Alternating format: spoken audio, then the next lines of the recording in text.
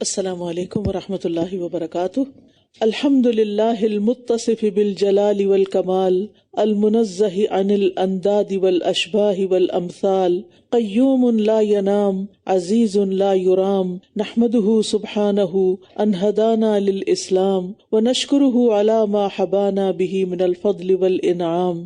تمام قسم کی حمد اللہ کے لیے ہے جو جلال اور کمال سے متصف ہے، وہ ہمسر، شبیہ اور ہم مثل سے پاک ہے۔ وہ تمام کائنات کا نظام چلانے والا ہے، وہ سوتا نہیں ہے، وہ غالب ہے، اس کا قصد نہیں کیا جا سکتا۔ ہم اللہ سبحانہ تعالیٰ کی حمد کرتے ہیں کہ اس نے ہمیں اسلام کی طرف ہدایت دی، اور ہم اس کا شکر ادا کرتے ہیں اس بات پر کہ اس نے ہمیں اسلام کے ذریعے فضل اور انعام عطا کیا۔ وَإِذَا سَمِعُوا مَا أُنزِلَ إِلَى الرَّسُولِ تَرَىٰ أَعْيُنَهُمْ تَفِيضُ مِنَ الدَّمْعِ مِمَّا عَرَفُوا مِنَ الْحَقِّ يَقُولُونَ رَبَّنَا آمَنَّا فَاكْتُبْنَا مَعَ الشَّاهِدِينَ۔ اور جب وہ اس کلام کو سنتے ہیں جو رسول کی طرف نازل کیا گیا ہے تو آپ دیکھتے ہیں کہ حق کو پہچان لینے کی وجہ سے ان کی آنکھیں آنسوؤں سے چھلک رہی ہوتی ہیں۔ وہ کہتے ہیں، اے ہمارے رب، ہم ایمان لے آئے، بس ہمیں گواہی دینے والوں کے ساتھ لکھ لے۔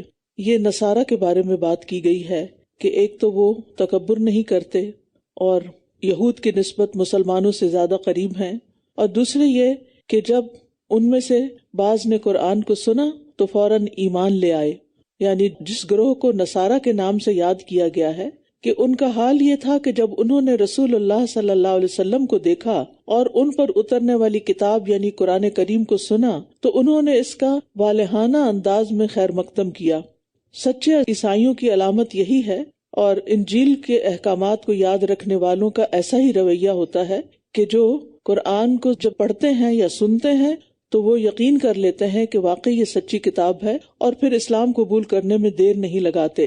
اس کے پیچھے ایک واقعہ بھی بتایا جاتا ہے۔ ہجرت حبشہ کے موقع پر نجاشی نے جعفر رضی اللہ عنہ سے کہا، کیا اس پیغمبر پر اللہ کی طرف سے جو وحی آتی ہے اس کا کچھ حصہ آپ کو یاد ہے؟ جعفر رضی اللہ عنہ نے فرمایا، جی ہاں۔ اس نے کہا، پھر وہ مجھے پڑھ کر سنائیے۔ جعفر رضی اللہ عنہ نے اس کے سامنے سورۃ مریم کا ابتدائی حصہ تلاوت فرمایا، اور اللہ کی قسم اسے سن کر نجاشی اتنا رویا کہ اس کی داڑھی آنسوؤں سے تر ہو گئی۔ اس کے پادری بھی اتنا روئے کہ ان کے سامنے رکھے ہوئے آسمانی کتابوں کے نسخے بھی آنسوؤں سے تر ہو گئے۔ پھر نجاشی نے کہا، اللہ کی قسم یہ وہی کلام ہے جو موسیٰ پر بھی نازل ہوا تھا، اور ان دونوں کا منبع ایک ہی ہے۔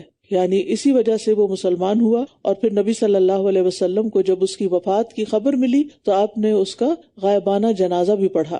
تو بات یہ ہے کہ قرآن کی اپنی ایک تاثیر ہے۔ اگر انسان خالی دل ہو کر، یعنی سارے بایسز کو ایک طرف رکھ کر، صرف ہدایت کی غرض سے، اللہ تعالیٰ کی طرف سے جو حق آیا ہے اس کو پہچاننے کی غرض سے اگر اس کو پڑھتا ہے یا سنتا ہے تو یہ دلوں پر اثر کرتا ہے۔ سورۃ الزمر میں آتا ہے، اللہ نزل احسن الحدیث کتابا متشابہا مثانیہ تقشعر منہ جلود الذین یخشون ربہم ثم تلین جلودہم وقلوبہم الی ذکر اللہ۔ اللہ نے سب سے اچھی بات نازل فرمائی، ایسی کتاب جو آپس میں ملتی جلتی ہے، ایسی آیات جو بار بار دہرائی جانے والی ہیں۔ اس سے ان لوگوں کی کھالوں کے رونگٹے کھڑے ہو جاتے ہیں جو اپنے رب سے ڈرتے ہیں۔ یعنی جو اپنے رب سے جتنا ڈرتا ہو اس کے دل پر قرآن اتنا ہی زیادہ اثر کرتا ہے۔ پھر ان کی کھالیں اور ان کے دل اللہ کے ذکر کی طرف نرم ہو جاتے ہیں۔ لیکن کچھ لوگ ایسے ہیں کہ قرآن پڑھنے کے باوجود بھی ان پر کچھ اثر نہیں ہوتا، وہ سنگ دل کے سنگ دل ہی رہ جاتے ہیں۔ معاذ بن جبل کہتے ہیں کہ ان قریب یہ قرآن کچھ لوگوں کے سینوں میں بوسیدہ ہو جائے گا، جیسے کپڑا بوسیدہ ہو کر پھٹ کر گر جاتا ہے۔ وہ قرآن کو پڑھیں گے لیکن اس میں کوئی لطف اور لذت نہیں پائیں گے۔ اس پر ہم سب کو اپنے دلوں کا جائزہ لینا چاہیے۔ وہ قرآن کو پڑھیں گے لیکن اس میں کوئی لطف اور لذت نہیں پائیں گے، ان کو مزہ نہیں آئے گا۔ وہ بھیڑیوں کے دلوں پر بھیڑوں کی کھالیں پہنیں گے، یعنی اندر سے بھیڑیے ہوں گے اور اوپر سے بھیڑ ہوں گے۔ ان کا عمل طمع و لالچ کے لیے ہوگا، یعنی کسی مقصد اور مفاد کے لیے وہ کچھ نیکی کریں گے، لیکن اس میں اللہ کا خوف نہیں ہوگا۔ اگر وہ عمل میں کوتاہی کریں گے تو کہیں گے کہ ان قریب ہم جنت تک پہنچ جائیں گے، اور اگر وہ برے عمل کریں گے تو کہیں گے کہ ہمیں معاف کر دیا جائے گا، ہم اللہ کے ساتھ کسی کو شریک تو نہیں ٹھہراتے، یعنی ہم تو کلمہ گو مسلمان ہیں اس لیے ہمیں تو معاف کر دیا جائے گا چاہے ہم عمل کریں یا نہ کریں۔ پھر فرمایا وَمَا لَنَا لَا نُؤْمِنُ بِاللَّهِ وَمَا جَاءَنَا مِنَ الْحَقِّ، اور ہمیں کیا ہے کہ ہم ایمان نہ لائیں اللہ پر اور اس پر جو حق میں سے ہمارے پاس آ گیا ہے، اور ہم امید رکھتے ہیں کہ ہمارا رب ہمیں صالح لوگوں کے ساتھ جنت میں داخل کر دے گا۔ یہ انہی کا کلام ہے جن کا ذکر پچھلی آیت میں ہوا۔ تو ان کے اس قول کی وجہ سے اللہ بدلے میں ان کو ایسے باغات عطا کرے گا جن کے نیچے نہریں جاری ہیں، جن میں وہ ہمیشہ رہنے والے ہیں، اور نیکی کرنے والوں کی یہی جزا ہے۔ تو یہاں آپ دیکھتے ہیں کہ ایک اچھی بات کی وجہ سے ان کو جنت کی خوشخبری مل گئی۔ یعنی اچھی بات نہ صرف یہ کہ صدقہ ہوتی ہے، بلکہ اچھی بات انسان کے لیے آخرت میں نجات کا باعث بھی بن سکتی ہے۔ رسول اللہ صلی اللہ علیہ وسلم نے فرمایا، بے شک کوئی شخص اللہ کو راضی کرنے والی ایک بات کرتا ہے، وہ نہیں سمجھتا کہ اس کا اثر وہاں تک ہوگا جہاں تک حقیقت میں ہو جاتا ہے، اس کی وجہ سے اللہ اس کے لیے اپنی ملاقات کے دن تک اپنی رضامندی لکھ دیتا ہے کہ میں ہمیشہ کے لیے اس سے راضی ہو گیا۔ نبی صلی اللہ علیہ وسلم نے فرمایا، بے شک بندہ اللہ کی رضامندی کی ایک بات زبان سے نکالتا ہے اور اسے وہ کوئی امپورٹنس نہیں دیتا، مگر اس کی وجہ سے اللہ تعالیٰ اس کے درجے بلند کر دیتا ہے۔ تو اس لیے کتنا سنہرا موقع ہے کہ انسان اچھی باتیں ہمیشہ زبان سے نکالے۔ اچھی بات نکالنے سے اپنا دل بھی خوش ہوتا ہے، سامنے والے کا بھی خوش ہوتا ہے، اور سب سے بڑھ کر یہ کہ اللہ راضی ہو جاتا ہے، اور وہ اچھی بات ہمارے نامہ اعمال میں لکھ دی جاتی ہے، حسنات میں شمار کر دی جاتی ہے۔ اس لیے جب بھی بولیں سوچ کر بولیں۔ والذین کفروا وکذبوا بآیاتنا اولئک اصحاب الجحیم، اور وہ لوگ جنہوں نے کفر کیا اور ہماری آیات کو جھٹلایا، یہی لوگ جہنم کے ساتھی ہیں۔ پھر فرمایا، یا ایھا الذین آمنوا لا تحرموا طیبات ما احل اللہ لکم ولا تعتدوا ان اللہ لا يحب المعتدین۔ اے لوگو جو ایمان لائے ہو، ان پاکیزہ چیزوں کو حرام مت ٹھہراؤ جو اللہ نے تمہارے لیے حلال کی ہیں، اور نہ تم حد سے تجاوز کرو، بے شک اللہ حد سے تجاوز کرنے والوں کو پسند نہیں کرتا۔ پیچھے نصارہ کی بات کی گئی، اور نصارہ کے اندر رہبانیت پائی جاتی ہے، اور وہ اپنے اوپر پاکیزہ چیزوں کو بھی حرام کر دیتے ہیں اور اس کو نیکی سمجھتے ہیں۔ تو اس لیے یہاں پر اہل ایمان کو بتایا گیا کہ جو پاکیزہ چیزیں اللہ نے حلال کی ہیں ان کو اپنے اوپر حرام مت ٹھہراؤ، یعنی یہ نیکی نہیں، اسلام میں رہبانیت نہیں۔ حلال چیز سے بغیر عذر کے پرہیز کرنا ناپسندیدہ ہے۔ ہاں، اگر کسی ڈاکٹر نے آپ کو منع کیا ہے یا کوئی چیز آپ کی صحت کے لیے نقصان دہ ہے، اب دیکھیں یہاں بچوں کو کتنی فوڈ الرجیز ہو جاتی ہیں، وہ بیچارے چاہتے ہوئے بھی نہیں کھا سکتے، کیونکہ کھا لیں تو ان کی جان کے لالے پڑ جاتے ہیں، تو ان کے لیے تو ایک عذر ہے۔ لیکن عذر کے بغیر صرف نیکی سمجھ کر، صرف تقوی کی علامت سمجھ کر حلال چیزوں کو چھوڑنا، یہ درست نہیں، اور یہ ہمارے دین میں پسندیدہ نہیں۔ ہمارے ہاں تقوی کیا ہے؟ شک والی چیزوں کو چھوڑ دو، حرام چیزوں کو چھوڑ دو، یہ ہے اصل تقوی، یہ ہے اللہ تعالیٰ کا حکم۔ اور پھر اسی طرح یہ ہے کہ حلال اور طیب کھانوں کو خود پر حرام نہیں ٹھہرانا چاہیے۔ ایک آدمی نبی صلی اللہ علیہ وسلم کے پاس آیا اور کہنے لگا، اے اللہ کے رسول صلی اللہ علیہ وسلم، جب میں گوشت کھا لیتا ہوں تو عورت کے لیے بے چین ہو جاتا ہوں اور مجھ پر شہوت چھا جاتی ہے، چنانچہ میں نے اپنے آپ پر گوشت کھانا حرام کر لیا ہے۔ اس پر اللہ تعالیٰ نے یہ آیت نازل فرمائی کہ ایسا نہ کیا جائے، یعنی حلال کو حرام نہ کیا جائے۔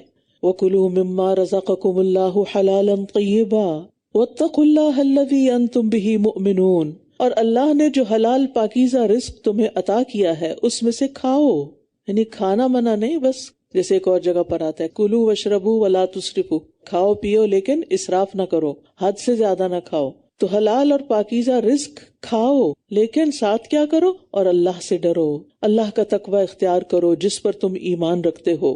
لا یؤاخذکم اللہ باللغو فی ایمانکم ولکن یؤاخذکم بما عقدتم الایمان، اللہ تمہاری قسموں میں سے لغو قسم پر تمہارا مواخذہ نہیں کرے گا، لیکن وہ ان قسموں پر تمہارا مواخذہ ضرور کرے گا جو تم نے مضبوط باندھی۔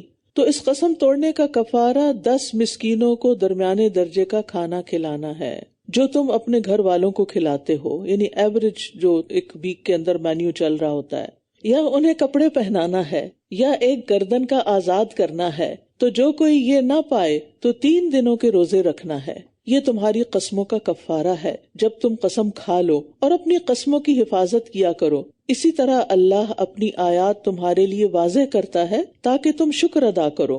تو یہاں یہ بتایا جا رہا ہے کہ اگر انسان کسی بات کی قسم کھا لے تو پھر کیا کرے اگر وہ اس کو پورا نہیں کر سکتا، خاص طور پر اگر طیب فوڈ، حلال فوڈ کو نہ کھانے کی قسم کھا لے۔ مثلاً آپ کو کسی نے فوڈ آفر کی، آپ اس کو ذرا تھوڑی دیر دیکھنے لگے تو کہ کیا چن رہی ہو، تو آپ غصے میں آ گئے اور آپ نے کہا اللہ کی قسم آج کے بعد تو میں یہ کھاؤں گی نہیں۔ اب وہ حلال ہے، پاکیزہ ہے، ہولسم ہے، لیکن آپ صرف کسی کی بات کی وجہ سے قسم کھا بیٹھے، لیکن آپ کا دل تو ہے، اب اپنے اوپر آپ نے خود مشکل ڈالی۔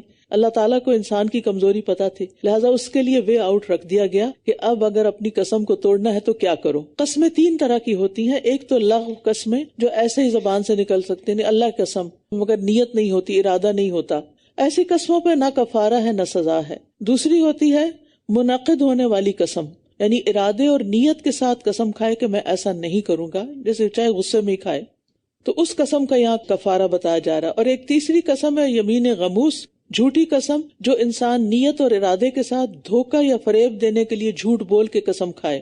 یہ کبیرہ گناہ ہے، اس کا کوئی کفارہ نہیں، اس کا علاج یہی ہے کہ سچے دل کے ساتھ اللہ سبحانہ وتعالیٰ سے توبہ کی جائے، استغفار کیا جائے، کیونکہ یہ بہت بڑا جرم ہے۔ جھوٹی قسمیں علاقوں کو ویران کر دیتی ہیں۔ اب یہ کفارہ جو ہے اس میں سب سے پہلے 10 مسکینوں کو کھانا کھلانا ہے۔ اگر آپ میں استطاعت نہیں یا کسی وجہ سے کھانا نہیں کھلا سکتے تو پھر 10 مسکینوں کو کپڑا پہنانا ہے۔ اگر آپ میں یہ بھی استطاعت نہیں تو پھر ایک گردن آزاد کرنا ہے۔ اگر وہ بھی نہیں مل رہی، تینوں کی ہی طاقت نہ ہو تو پھر 3 روزے رکھنا ہے۔ 3 روزے رکھ کے وہ قسم حلال ہو جائے گی۔ اب یہ ہے کہ یہ 3 روزے کنزیکٹیو بھی رکھ سکتے ہیں، پے در پے بھی، یا الگ الگ بھی، دونوں طرح درست ہے۔ لیکن یاد رکھیے وَاحْفَظُوا أَيْمَانَكُمْ، زیادہ قسمیں کھانے کی ممانعت ہے، قسموں کی حفاظت کا حکم دیا گیا ہے۔ قسم کی تعظیم کرنی چاہیے، کیونکہ انسان اللہ کو گواہ بنا رہا ہوتا ہے، اللہ کا نام لے رہا ہوتا ہے، اور اللہ کا نام بہت بڑا ہے۔ اللہ کا نام لے کے اس طرح کے کام نہیں کرنے چاہیے۔ زیادہ قسمیں کھانے کو ناپسند کیا گیا ہے، اور خاص طور پر کاروبار میں زیادہ قسمیں کھانے کی ممانعت ہے۔ ابو قتادہ کہتے ہیں کہ نبی صلی اللہ علیہ وسلم نے فرمایا، بیع یعنی خرید و فروخت میں بکثرت قسم کھانے سے بچو، کیونکہ جھوٹی قسم سامان کو فروخت تو کر دیتی ہے لیکن کمائی کو ختم کرنے کا باعث ہے، یعنی بے برکتی ہو جائے گی، وہ کاروبار تباہ ہو جائے گا۔ جھوٹ بول کر مال مت بیچو۔ یا ایھا الذین آمنوا انما الخمر والمیسر والانصاب والازلام رجس من عمل الشیطان فاجتنبوہ لعلکم تفلحون۔ اے لوگو جو ایمان لائے ہو، بے شک شراب اور جوا اور بتوں کے استھان اور فال نکالنے کے تیر سب ناپاک ہیں، شیطانی عمل ہیں، بس تم اس سے بچو تاکہ تم فلاح پاؤ۔ یہ شراب کے سلسلے کا تیسرا اور آخری حکم ہے۔ اس کے بعد شراب قطعی طور پر حرام قرار دے دی گئی۔ پہلا حکم سورۃ البقرہ میں آیا، دوسرا النساء میں آیا، اس میں قطعی حرمت کا ذکر نہیں تھا، اس لیے حضرت عمر بن خطاب نے ان دونوں صورتوں کے اندر حکم نازل ہونے کے بعد کہا، یا اللہ ہمارے لیے شراب کے بارے میں واضح حکم فرما۔ آخر سری حرمت کی یہ آیت 3 مزید چیزوں کی حرمت کے ساتھ اتری۔ اس کے علاوہ نبی صلی اللہ علیہ وسلم نے فرمایا، اللہ نے شراب کو حرام کر دیا ہے، بس جس شخص کو یہ آیت پہنچ جائے اور اس کے پاس شراب میں سے کچھ موجود ہو تو نہ پیے اور نہ فروخت کرے، اسے گرا دے۔ یہ گرا دے کی بات میں خود کر رہی ہوں، یعنی نہ بیچ سکتے ہیں نہ پی سکتے ہیں، تو پھر کیا کرنا ہوگا؟ رکھنے سے تو ٹیمپٹیشن ہو سکتی ہے کہ انسان پھر کسی وقت اس کے ٹریپ میں آ جائے، تو اس کو ختم کر دینا چاہیے۔ رسول اللہ صلی اللہ علیہ وسلم نے فرمایا، جب کوئی شراب پیتا ہے تو شراب پینے کے وقت وہ مومن نہیں ہوتا، یعنی ایمان چلا جاتا ہے اس کا۔ ایک اور روایت میں آتا ہے، اگر ہمیشہ شراب پینے والا اسی حالت پہ مر جاتا ہے تو اللہ کو اس حال میں ملے گا گویا کہ وہ بتوں کی عبادت کرنے والا ہے۔ اور یاد رکھیے نشے کی قلیل مقدار بھی حرام ہے۔ رسول اللہ صلی اللہ علیہ وسلم نے فرمایا، ما اسکر کثیرہ فقلیلہ حرام، جس چیز کی کثیر مقدار نشہ آور ہو اس کی قلیل مقدار بھی حرام ہے۔ ایسے دسترخوان پر بیٹھنے کی بھی ممانعت ہے جہاں شراب پلائی جا رہی ہو، وہاں کھانا نہیں کھانا چاہیے، وہاں سے اٹھ جانا چاہیے۔ وہی بات کہ کمپنی اثر کرتی ہے، صحبت صالح ہو تو انسان نیکی کی طرف چل پڑتا ہے، اور صحبت اچھی نہ ہو، دوست اچھے نہ ہو تو انسان اپنے دوستوں کے دین پر ہوتے ہوئے بہک جاتا ہے، پھسل جاتا ہے۔ شیطان تو یہی چاہتا ہے کہ وہ شراب اور جوئے کے ذریعے تمہارے درمیان عداوت اور بغض ڈال دے اور تمہیں اللہ کے ذکر اور نماز سے روک دے، تو کیا تم باز آنے والے ہو؟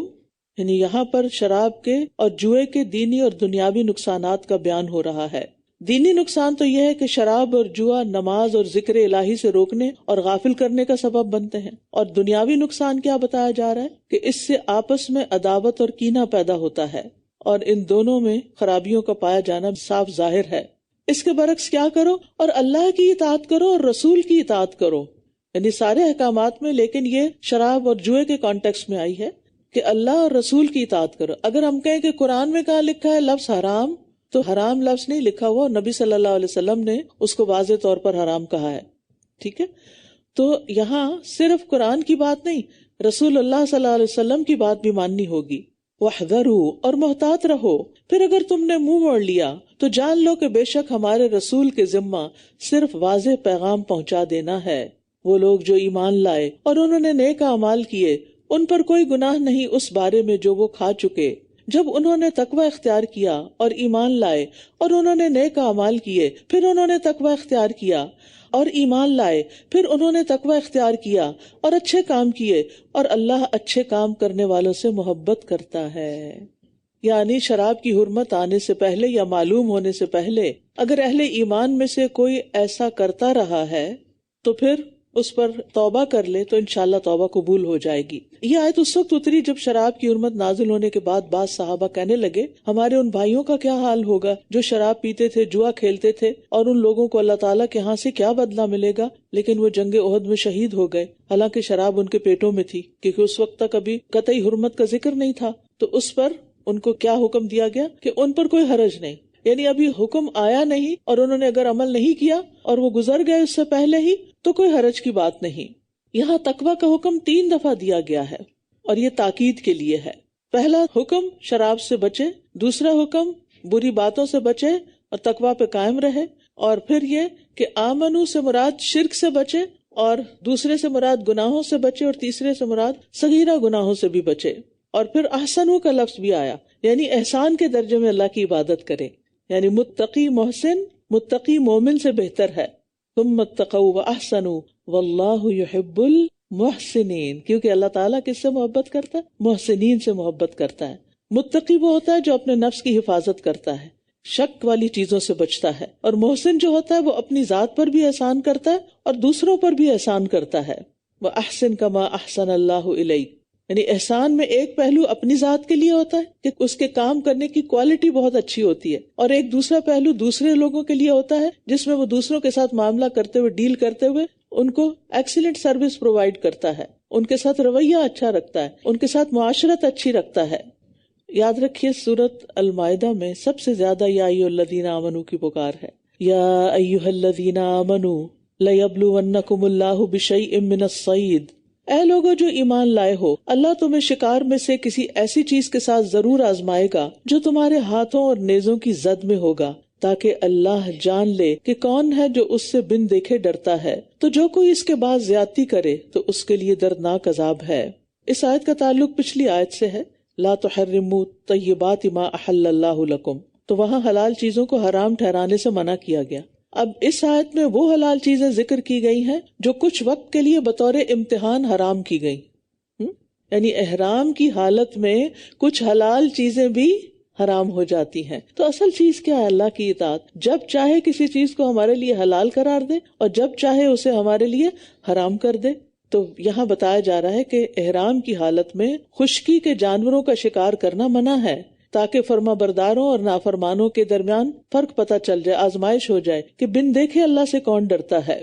اور پھر یہاں تنالہ ایدیکم ورماحکم، اس سے کیا مراد ہے؟ یعنی چھوٹے جانور یا جانوروں کے بچے جنہیں تم ہاتھ سے بھی پکڑ سکتے ہو، یا بڑے جانور جن کا تم نیزوں سے شکار کر سکتے ہو، جبکہ احرام کی حالت میں خشکی کے جانوروں کا شکار منع ہے، لیکن اب وہ تمہارے پاس آ رہے ہیں، خود آ رہے ہیں امتحان کے لیے کہ اب کرتے کیا ہیں۔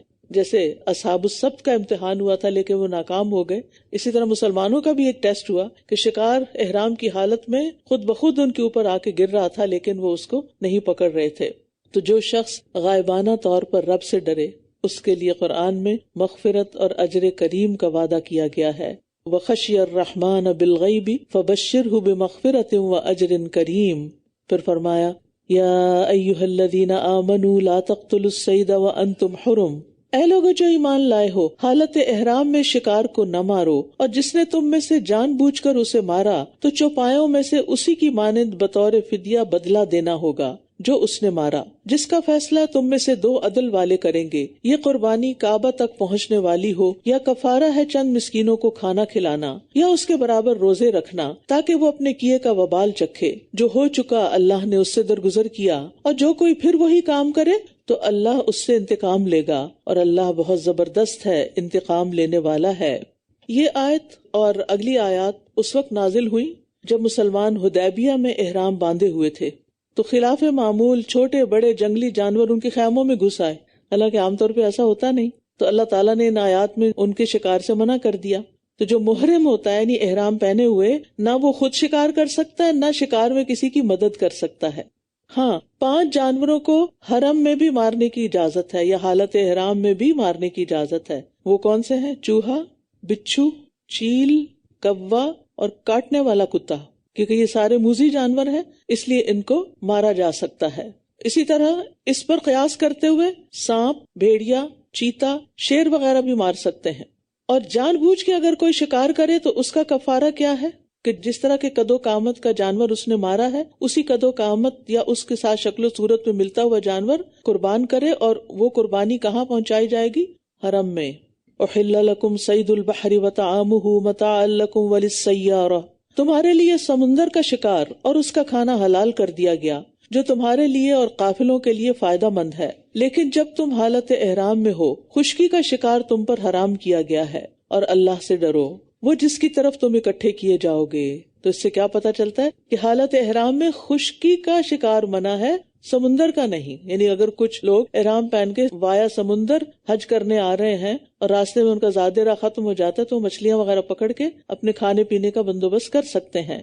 اور اس میں سمندر اور سمندر کے علاوہ جو بھی جگہیں ایسی ہوں وہ سب اس میں شامل ہیں، اور اس میں وہ تمام جانور شامل ہیں جو پانی سے باہر زندہ نہیں رہ سکتے، وہ مچھلی ہو یا کوئی اور جانور ہو۔ زندہ بھی پکڑے جائیں تو ان کو ذبح کرنے کی ضرورت نہیں۔ تو پانی میں رہنے والا جو جانور ہے، پانی جس کا بسیرا ہے، مولد و مسکن ہے، وہ شکار کرنا حلال ہے۔ اور یہ کوئی صحیح بات نہیں کہ مچھلی کے علاوہ سب کچھ حرام ہے، نہیں، سمندر کے کھانے سب حلال ہیں، کیونکہ طعامہ کی بات کی گئی۔ صحابہ کرام نے نبی صلی اللہ علیہ وسلم سے سمندر کے پانی کے بارے میں پوچھا تو آپ نے فرمایا هو الطہور ماؤہ، اس کا پانی پاک ہے، یعنی وضو وغیرہ کر سکتے ہو۔ الحل میتتہ، اس کا مردار بھی حلال ہے، یعنی اگر کوئی جانور وہیں اندر مر گیا اور اوپر آ گیا تو اس کو بھی استعمال کر سکتے ہو، کیونکہ سمندر کے اندر کتنا نمک ہوتا ہے نا، تو وہ ایک پریزرویٹو کا کام کر رہا ہوتا ہے۔ تو آپ جب مچھلی کو ذبح کیے بغیر کھاتے ہیں، اور اگر وہ اندر ہی مر گئی ہے، یعنی باہر مری یا اندر مری بات برابر ہے، تو اگر اندر ہی مر گئی ہے اور اوپر تیر رہی ہے تو پکڑ کے اس کو بھی کھا سکتے۔ اور اس کی دلیل کیا ہے؟ نبی صلی اللہ علیہ وسلم نے کچھ صحابہ کو ایک جنگی مہم پہ بھیجا، ان کے پاس کھانے پینے کی چیزیں ختم ہو گئی، تو انہوں نے ٹیلے جیسی ایک بہت ہیوج مچھلی دیکھی جسے سمندر کا پانی کنارے پہ چھوڑ کر ہٹ چکا تھا اور وہ واپس نہیں جا سکتی تھی۔ ابو عبیدہ ان کے امیر تھے، انہوں نے اسے کھانے کی اجازت دے دی۔ 1 ماہ تک 300 آدمی روزانہ اسے کھاتے رہے، اتنی بڑی مچھلی تھی، اور خشک کر کے ساتھ بھی لے آئے۔ رسول اللہ صلی اللہ علیہ وسلم نے فرمایا تمہارے پاس اس کا کچھ گوشت ہے تو ہمیں بھی دو، یعنی جو ساتھ لائے ہو تو ہمیں بھی کھلاؤ۔ چنانچہ صحابہ نے کچھ گوشت آپ کی طرف بھی بھیجا اور آپ نے اسے تناول فرمایا۔ تو جو مری ہوئی مچھلی صحابہ نے کھائی اور پھر نبی صلی اللہ علیہ وسلم نے بھی اس میں سے گوشت کھایا، اس کو آپ کیسے حرام قرار دے سکتے ہیں؟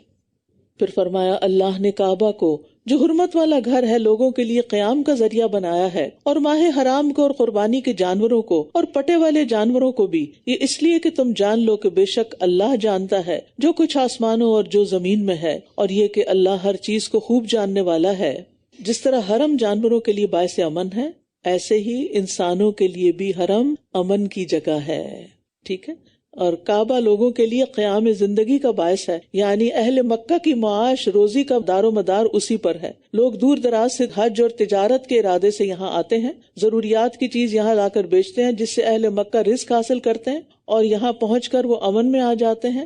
حتیٰ کہ زمانے جاہلیت میں بھی کوئی شخص حرم کے اندر اپنے باپ بیٹے کے قاتل تک کو کچھ نہیں کہہ سکتا تھا، اور عبادت اور ثواب کے اعتبار سے بھی بہترین جگہ ہے۔ تو یہ ایک ایسی جگہ ہے جو ہمیشہ آباد ہے، ہر وقت آباد ہے، اور وہاں جانے کا فائدہ ہی فائدہ ہے، یعنی دنیاوی بھی ہے اور دینی بھی ہے، بابرکت جگہ ہے۔ اور قیامت کے قریب جب ایک حبشی بیت اللہ کو گرا دے گا تو اس کے بعد بہت جلد قیامت آ جائے گی، کیونکہ کعبہ قیام کا ذریعہ ہے، قیام زندگی کا ذریعہ ہے۔ اعلموا ان اللہ شدید العقاب وان اللہ غفور الرحیم، جان لو بے شک اللہ سخت سزا والا ہے اور بے شک اللہ بہت بخشنے والا نہایت رحم کرنے والا بھی ہے۔ اعلموا، حکم دیا جا رہا ہے جان لو، یعنی اس بات کا علم حاصل کرنا لازم ہے۔ کس بات کا؟ کہ اللہ تعالیٰ سخت سزا بھی دیتا ہے اور اس کے ساتھ ساتھ غفور الرحیم بھی ہے۔ تو ہمارے لیے ایسا علم حاصل کرنا ضروری ہے جس سے ہمارے عمل میں بہتری آئے اور جس کو اللہ تعالیٰ نے سیکھنے کے لیے کہا ہو۔ تو رحمت اللہ تعالیٰ کی صفت ہے اور عذاب اس کا فعل ہے۔ اللہ تعالیٰ نافرمانوں کو سزا دیتا ہے اور اطاعت گزاروں کو معاف فرما دیتا ہے۔ تو اس آیت میں خوف اور امید کو جمع کر دیا گیا ہے تاکہ انسان اللہ کی رحمت سے مایوس بھی نہ ہو اور ایسے کام بھی نہ کرے کہ جو اللہ تعالیٰ کو غصہ دلاتے ہوں۔ مریج بن مسروق کہتے تھے، اللہ کی رحمت کی امید سے پہلے اللہ کے عذاب کا خوف ہونا چاہیے، کیونکہ آپ جنت میں اس وقت تک داخل نہیں ہو سکیں گے جب تک جہنم کو پار نہیں کر لیں گے۔ پلسرات جہنم کے اوپر نصب کیا جائے گا۔ یحییٰ بن معاذ کہتے ہیں کہ خوف گناہوں سے روک لیتا ہے اور امید فرائض کو ادا کرنے پر قوت مہیا کرتی ہے۔ ما علی الرسول الا البلاغ واللہ یعلم ما تبدون وما تکتمون، رسول کے ذمہ تو صرف پیغام پہنچا دینا ہے اور اللہ جانتا ہے جو تم ظاہر کرتے ہو اور جو تم چھپاتے ہو۔ یعنی رسول کسی کو ہدایت کی توفیق نہیں دے سکتے لیکن ہدایت کا پیغام پہنچا سکتے ہیں۔ قل لا يستوي الخبيث والطيب، کہہ دیجئے ناپاک اور پاک برابر نہیں ہو سکتے، اگرچہ تمہیں ناپاک کی کثرت اچھی لگے، پس اللہ سے ڈرو اے عقل والو تاکہ تم فلاح پا جاؤ۔ تو اس سے مراد حرام اور حلال بھی ہو سکتے ہیں، کافر اور مومن بھی ہو سکتے ہیں۔ یعنی حرام رزق کی فراوانی بظاہر کتنی خوش کن کیوں نہ ہو، انسان پہ لازم ہے کہ حلال تھوڑا بھی ہو اسی پر قناعت کرے، چاہے دیکھنے میں وہ کتنا ہی کم کیوں نہ ہو۔ اسی طرح ایک اللہ کا نافرمان دیکھنے میں کتنا ہی خوبصورت کیوں نہ ہو، اس سے دور رہنا بہتر ہے بنسبت اس کے کہ ایک غریب مسلمان کے ساتھ دوستی کی جائے۔ یا ایھا الذین آمنوا لا تسألوا عن اشیاء ان تبد لکم تسؤکم، اے لوگو جو ایمان لائے ہو تم ایسی چیزوں کے بارے میں سوال نہ کیا کرو جو اگر تم پر ظاہر کر دی جائیں تو وہ تمہیں بری لگیں، اور اگر تم ان کے بارے میں اس وقت سوال کرو گے جب قرآن نازل کیا جا رہا ہو تو وہ تمہارے لیے ظاہر کر دی جائیں گی۔ اللہ نے ان سے درگزر فرمایا اور اللہ بہت بخشنے والا بہت بردبار ہے۔ یہاں پر ہم دیکھتے ہیں کہ صحابہ کو بلا ضرورت سوال کرنے سے روک دیا گیا، کیونکہ بال کی کھال اتارنے سے، ٹو مچ کوسچننگ سے دین مشکل ہو جاتا ہے۔ سعد بن ابی وقاص کہتے ہیں کہ رسول اللہ صلی اللہ علیہ وسلم نے فرمایا، بے شک مسلمانوں کے حق میں مسلمانوں میں سے جرم کے لحاظ سے سب سے بڑا مجرم وہ شخص ہے جس نے کسی ایسی چیز کے متعلق سوال کیا جو حرام قرار نہیں دی گئی تھی، پھر اس کے سوال کی وجہ سے حرام قرار دے دی گئی۔ یعنی پہلے آسانی تھی لیکن اس نے سوال کر کر کے حلال کو بھی حرام کروا دیا۔ در حقیقت ان کے بارے میں تم سے پہلے بھی ایک قوم نے سوال کیا تھا، پھر وہ ان کا انکار کرنے والے ہو گئے۔ بنی اسرائیل کی طرف اشارہ ہے، کیونکہ وہ اپنے انبیاء سے خواہ مخواہ کی کھوج کرید کرتے رہتے تھے مختلف مسائل پر، اور جب وہ چیز حرام قرار دے دی جاتی تو پھر اس پر عمل نہیں کرتے تھے اور پھر یوں نافرمان ٹھہرتے۔ تو کثرت سوال جو ہے، ضروری سوال تو ٹھیک ہے لیکن کثرت سوال جو ہے منع ہے۔ اور اس میں بھی دیکھیں عام روزمرہ زندگی میں بھی لوگوں کی ذاتی زندگی کے بارے میں سوال کرنا، پھر سوال پہ سوال کرتے جانا، پھر ان کے اندر تجسس کی حد تک پہنچ جانا، تو غیر نافع علم جو ہے اس کے بارے میں سوال کی ضرورت نہیں۔ ہاں، نفع مند علم کے بارے میں تحقیق آپ کر سکتے ہیں اور وہ بھی ضروری حد تک ہونی چاہیے، نہ کہ غیر ضروری چیز کے بعد سمجھ بھی آ جائے اور پھر بھی خواہ سوال کیے چلے جائیں۔ اللہ نے کوئی بحیرہ اور کوئی سائبہ اور کوئی وسیلہ اور کوئی حام مقرر نہیں کیا، لیکن وہ لوگ جنہوں نے کفر کیا وہ اللہ پر جھوٹ گھڑتے ہیں اور ان میں سے اکثر لوگ عقل نہیں رکھتے۔ اہل عرب نے 4 قسم کے حلال جانوروں کو اپنے اوپر حرام کر رکھا تھا، یہاں اس کا ذکر کر دیا گیا کہ یہ بالکل جھوٹی بات ہے، اللہ نے ان کو حرام نہیں کیا۔ اور جب ان سے کہا جاتا ہے کہ اس کی طرف آؤ جو اللہ نے نازل کیا ہے اور رسول کی طرف، تو کہتے ہیں ہمیں وہی طریقہ کافی ہے جس پر ہم نے اپنے باپ دادا کو پایا ہے۔ کیا بھلا اگرچہ ان کے باپ دادا کچھ بھی علم نہ رکھتے ہوں اور نہ ہی وہ ہدایت یافتہ ہوں؟ عقل مند انسان کس راستے کی پیروی کرے گا؟ جو علم پر مبنی ہو، جو دلیل پر مبنی ہو، نہ کہ وہ صرف اندھا دھند آنکھیں بند کر کے باپ دادا کی تقلید کرتا چلا جائے گا۔ ایسے لوگ کبھی ترقی نہیں کر سکتے۔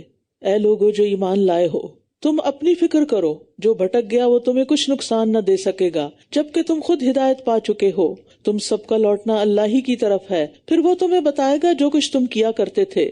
یعنی بار بار سمجھانے کے باوجود اگر کوئی نہیں سمجھتا تو انسان خود مضبوطی سے جمے رہے حق پر، ہدایت پر۔ اگر کوئی بھٹکتا ہے تو پھر اس کے بھٹکنے کا نقصان تمہیں نہیں ہوگا۔ لا یضرکم من ضل اذا اہتدیتم، اگر تم خود ہدایت پر ہو اور دوسرا نہیں تو پھر اس کا ہدایت پر نہ ہونا، گمراہ ہونا تمہارے لیے نقصان دہ نہیں۔ اور پھر یہ ہے کہ بعض اوقات ہم دوسروں کی اصلاح کرنے کی تو بڑی فکر کرتے ہیں اور اس فکر میں اپنے آپ کو ہی بھول جاتے ہیں۔ تو سب سے پہلے اپنی فکر کرنی چاہیے، نہ کہ دوسروں کے عیبوں کے پیچھے پڑ جائیں۔ گمراہ لوگ ہمارا کچھ نقصان نہیں کر سکتے، لیکن ہمارے گناہ اور ہمارا بگاڑ ہمیں نقصان دے گا۔ ابن مسعود کہتے ہیں اس کا معنی آخری زمانے میں آئے گا، جب تک تمہاری بات کو قبول کیا جاتا رہے تم نیکی کا حکم دیتے رہو، بس جب تم مغلوب ہو جاؤ یعنی لوگ تم پہ غالب آ جائیں تو تم اپنی حفاظت کرو، یعنی اپنی حفاظت کو لازم کر لو۔ یعنی پھر آپ سلام علیکم لا نبتغی الجاہلین، بحث مباحثہ چھوڑ دو۔ اس کا یہ مطلب نہیں ہے کہ دوسروں کی اصلاح کی کوئی فکر ہی نہ کریں ہم اور صرف اپنی ذات میں گم رہیں۔ اس کا مطلب یہ ہے کہ انسان اس حد تک دوسرے کو سمجھائے جب تک کوئی سمجھے، اور اگر کوئی نہیں سمجھے تو پھر اس کو اس کے حال پہ چھوڑ دیا جائے، ورنہ ہمیں تو اپنے آپ کو اور اپنے گھر والوں کو آگ سے بچانے کا حکم دیا گیا ہے۔ یا ایھا الذین آمنوا قوا انفسکم واہلیکم نارا۔ تو بات یہی ہے کہ ہر انسان اپنے عمل کا خود بدلہ پائے گا، اس لیے ایک حد تک تو دوسروں کی فکر کرنی چاہیے، لیکن اپنے آپ کو گھلا نہیں دینا چاہیے اس فکر میں۔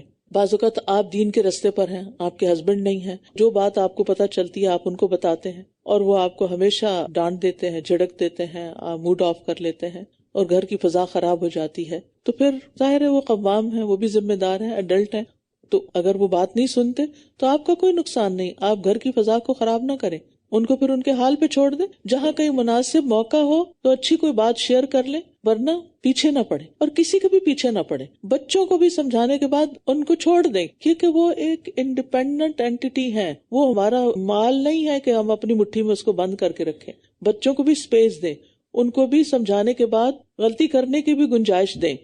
پھر فرمایا اے لوگو جو ایمان لائے ہو، جب تم میں سے کسی کو موت آئے تو وصیت کرتے وقت تم میں سے 2 عدل والوں کی گواہی ہوگی، یا تمہارے علاوہ 2 اور لوگوں کی۔ اگر تم زمین میں سفر کر رہے ہو پھر تمہیں موت کی مصیبت آ پہنچے تو شک کی صورت میں تم ان دونوں گواہوں کو نماز کے بعد روک لو گے، پھر وہ دونوں اللہ کی قسمیں کھائیں گے کہ ہم اس قسم سے کوئی قیمت نہیں لے رہے، اگرچہ وہ رشتہ دار ہو، اور نہ ہم اللہ کی خاطر دی ہوئی گواہی کو چھپا رہے ہیں، اگر ہم ایسا کریں تو بے شک تب ہم یقیناً گناہگاروں میں سے ہوں گے۔ اس کے پیچھے ایک خاص پس منظر ہے، لیکن بات یہی ہے کہ وصیت کرنے کا حکم دیا جا رہا ہے خاص طور پر اس شخص کو کہ جو سفر میں ہو اور اس کی موت کا وقت قریب آ چکا ہو، اسے لگے کہ وہ بچ نہیں سکتا تو اس کو وصیت کر دینی چاہیے۔ عبداللہ ابن عمر سے روایت ہے کہ نبی صلی اللہ علیہ وسلم نے فرمایا کسی مسلمان کو لائق نہیں کہ وہ 3 راتیں اس حال میں گزار دے کہ اس کے پاس اس کی وصیت نہ لکھی ہوئی ہو۔ عبداللہ بن عمر کہتے تھے جب سے میں نے یہ بات سنی ہے اس وقت سے میری وصیت میرے پاس موجود رہتی ہے۔ پھر اگر اس پر اطلاع ہو جائے کہ یہ دونوں یقینی طور پر گناہ کے مرتکب ہوئے ہیں تو وصیت کرنے والے کے 2 قریب ترین رشتہ دار ان دونوں کی جگہ کھڑے ہوں گے، ان میں سے جن کی حق تلفی ہوئی، پھر وہ دونوں اللہ کی قسمیں کھائیں گے کہ ہماری گواہی ان پہلے دونوں کی گواہی سے زیادہ سچی ہے اور ہم نے کوئی زیادتی نہیں کی، اگر ہم ایسا کریں تب ہم بلا شبہ ظالموں میں شمار ہوں گے۔ یہ طریقہ اس بات کے زیادہ قریب ہے کہ وہ گواہی کو اس کے اصل رخ پر لائیں گے یا وہ ڈریں گے کہ ان کی قسمیں ان ورثاء کی قسموں کے بعد رد کر دی جائیں گی۔ اور اللہ سے ڈرو اور سنو، اللہ نافرمان لوگوں کو ہدایت نہیں دیتا۔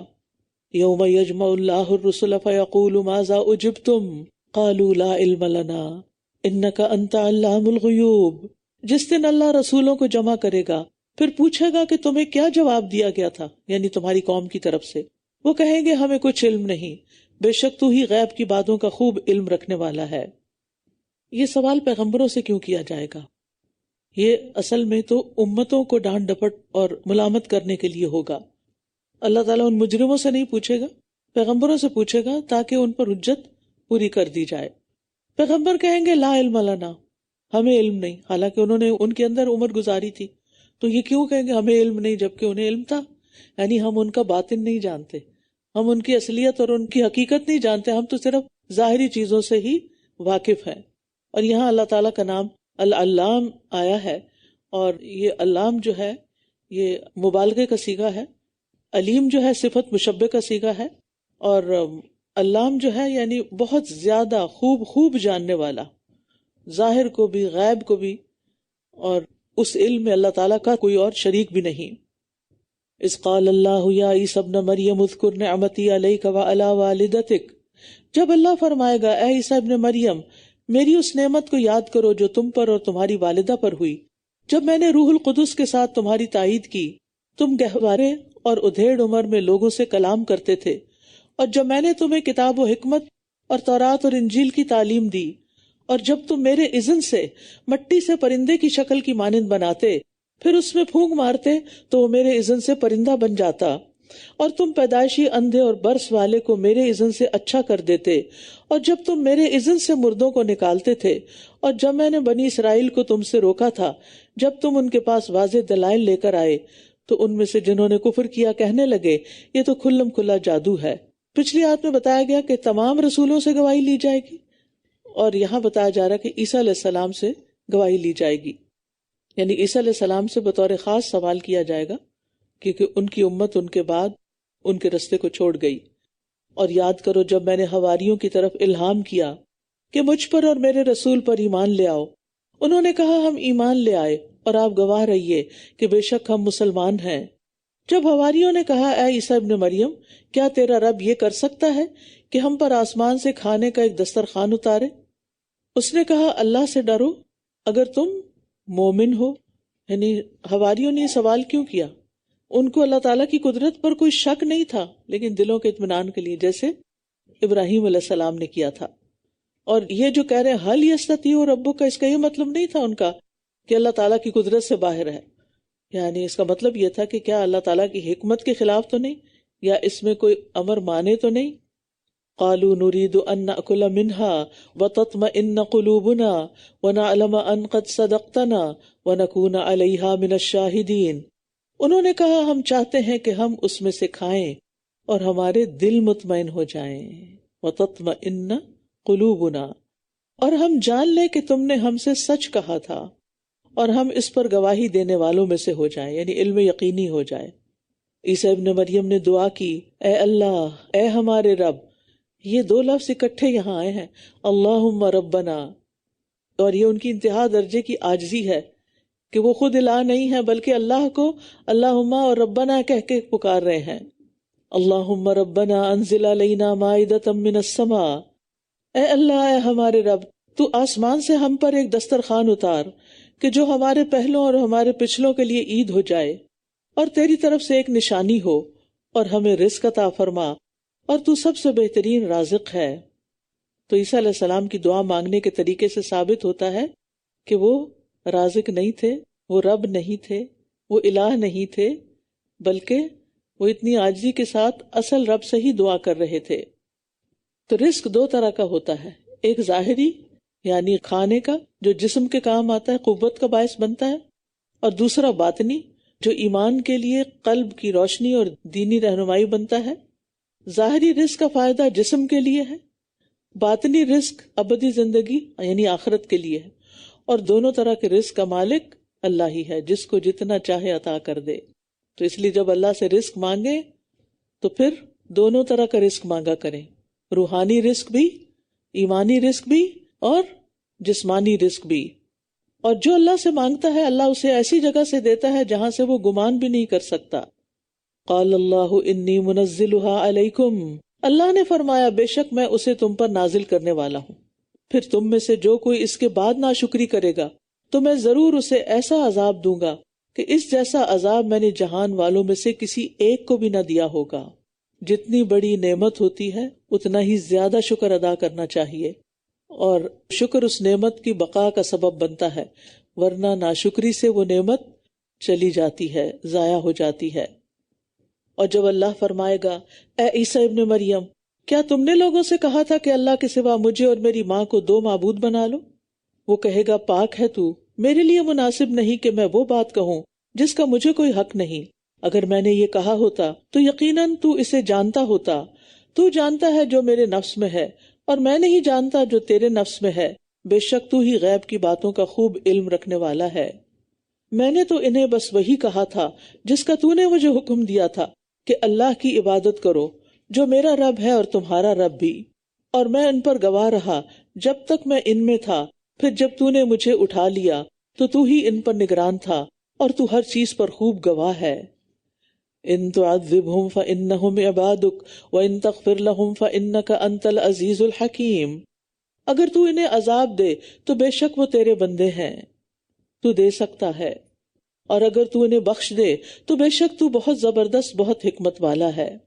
یہاں بھی آپ دیکھیں عیسیٰ علیہ السلام نہایت ادب کے ساتھ اللہ تعالیٰ سے گزارشیں کر رہے ہیں۔ اللہ تعالیٰ فرمائے گا یہ وہ دن ہے کہ جس میں سچوں کو ان کی سچائی نفع دے گی، ان کے لیے ایسے باغات ہیں جن کے نیچے نہریں بہتی ہیں، جن میں وہ ہمیشہ ہمیشہ رہنے والے ہیں۔ اللہ ان سے راضی ہو گیا اور وہ اس سے راضی ہو گئے، یہ بہت بڑی کامیابی ہے۔ رضی اللہ عنہم ورضوا عنہ ذالک الفوز العظیم۔ اگر آپ یہ جاننا چاہیں نا کہ اللہ مجھ سے راضی ہے یا نہیں، تو اپنے دل کو ٹٹول کے دیکھیں کیا آپ اللہ سے راضی ہیں؟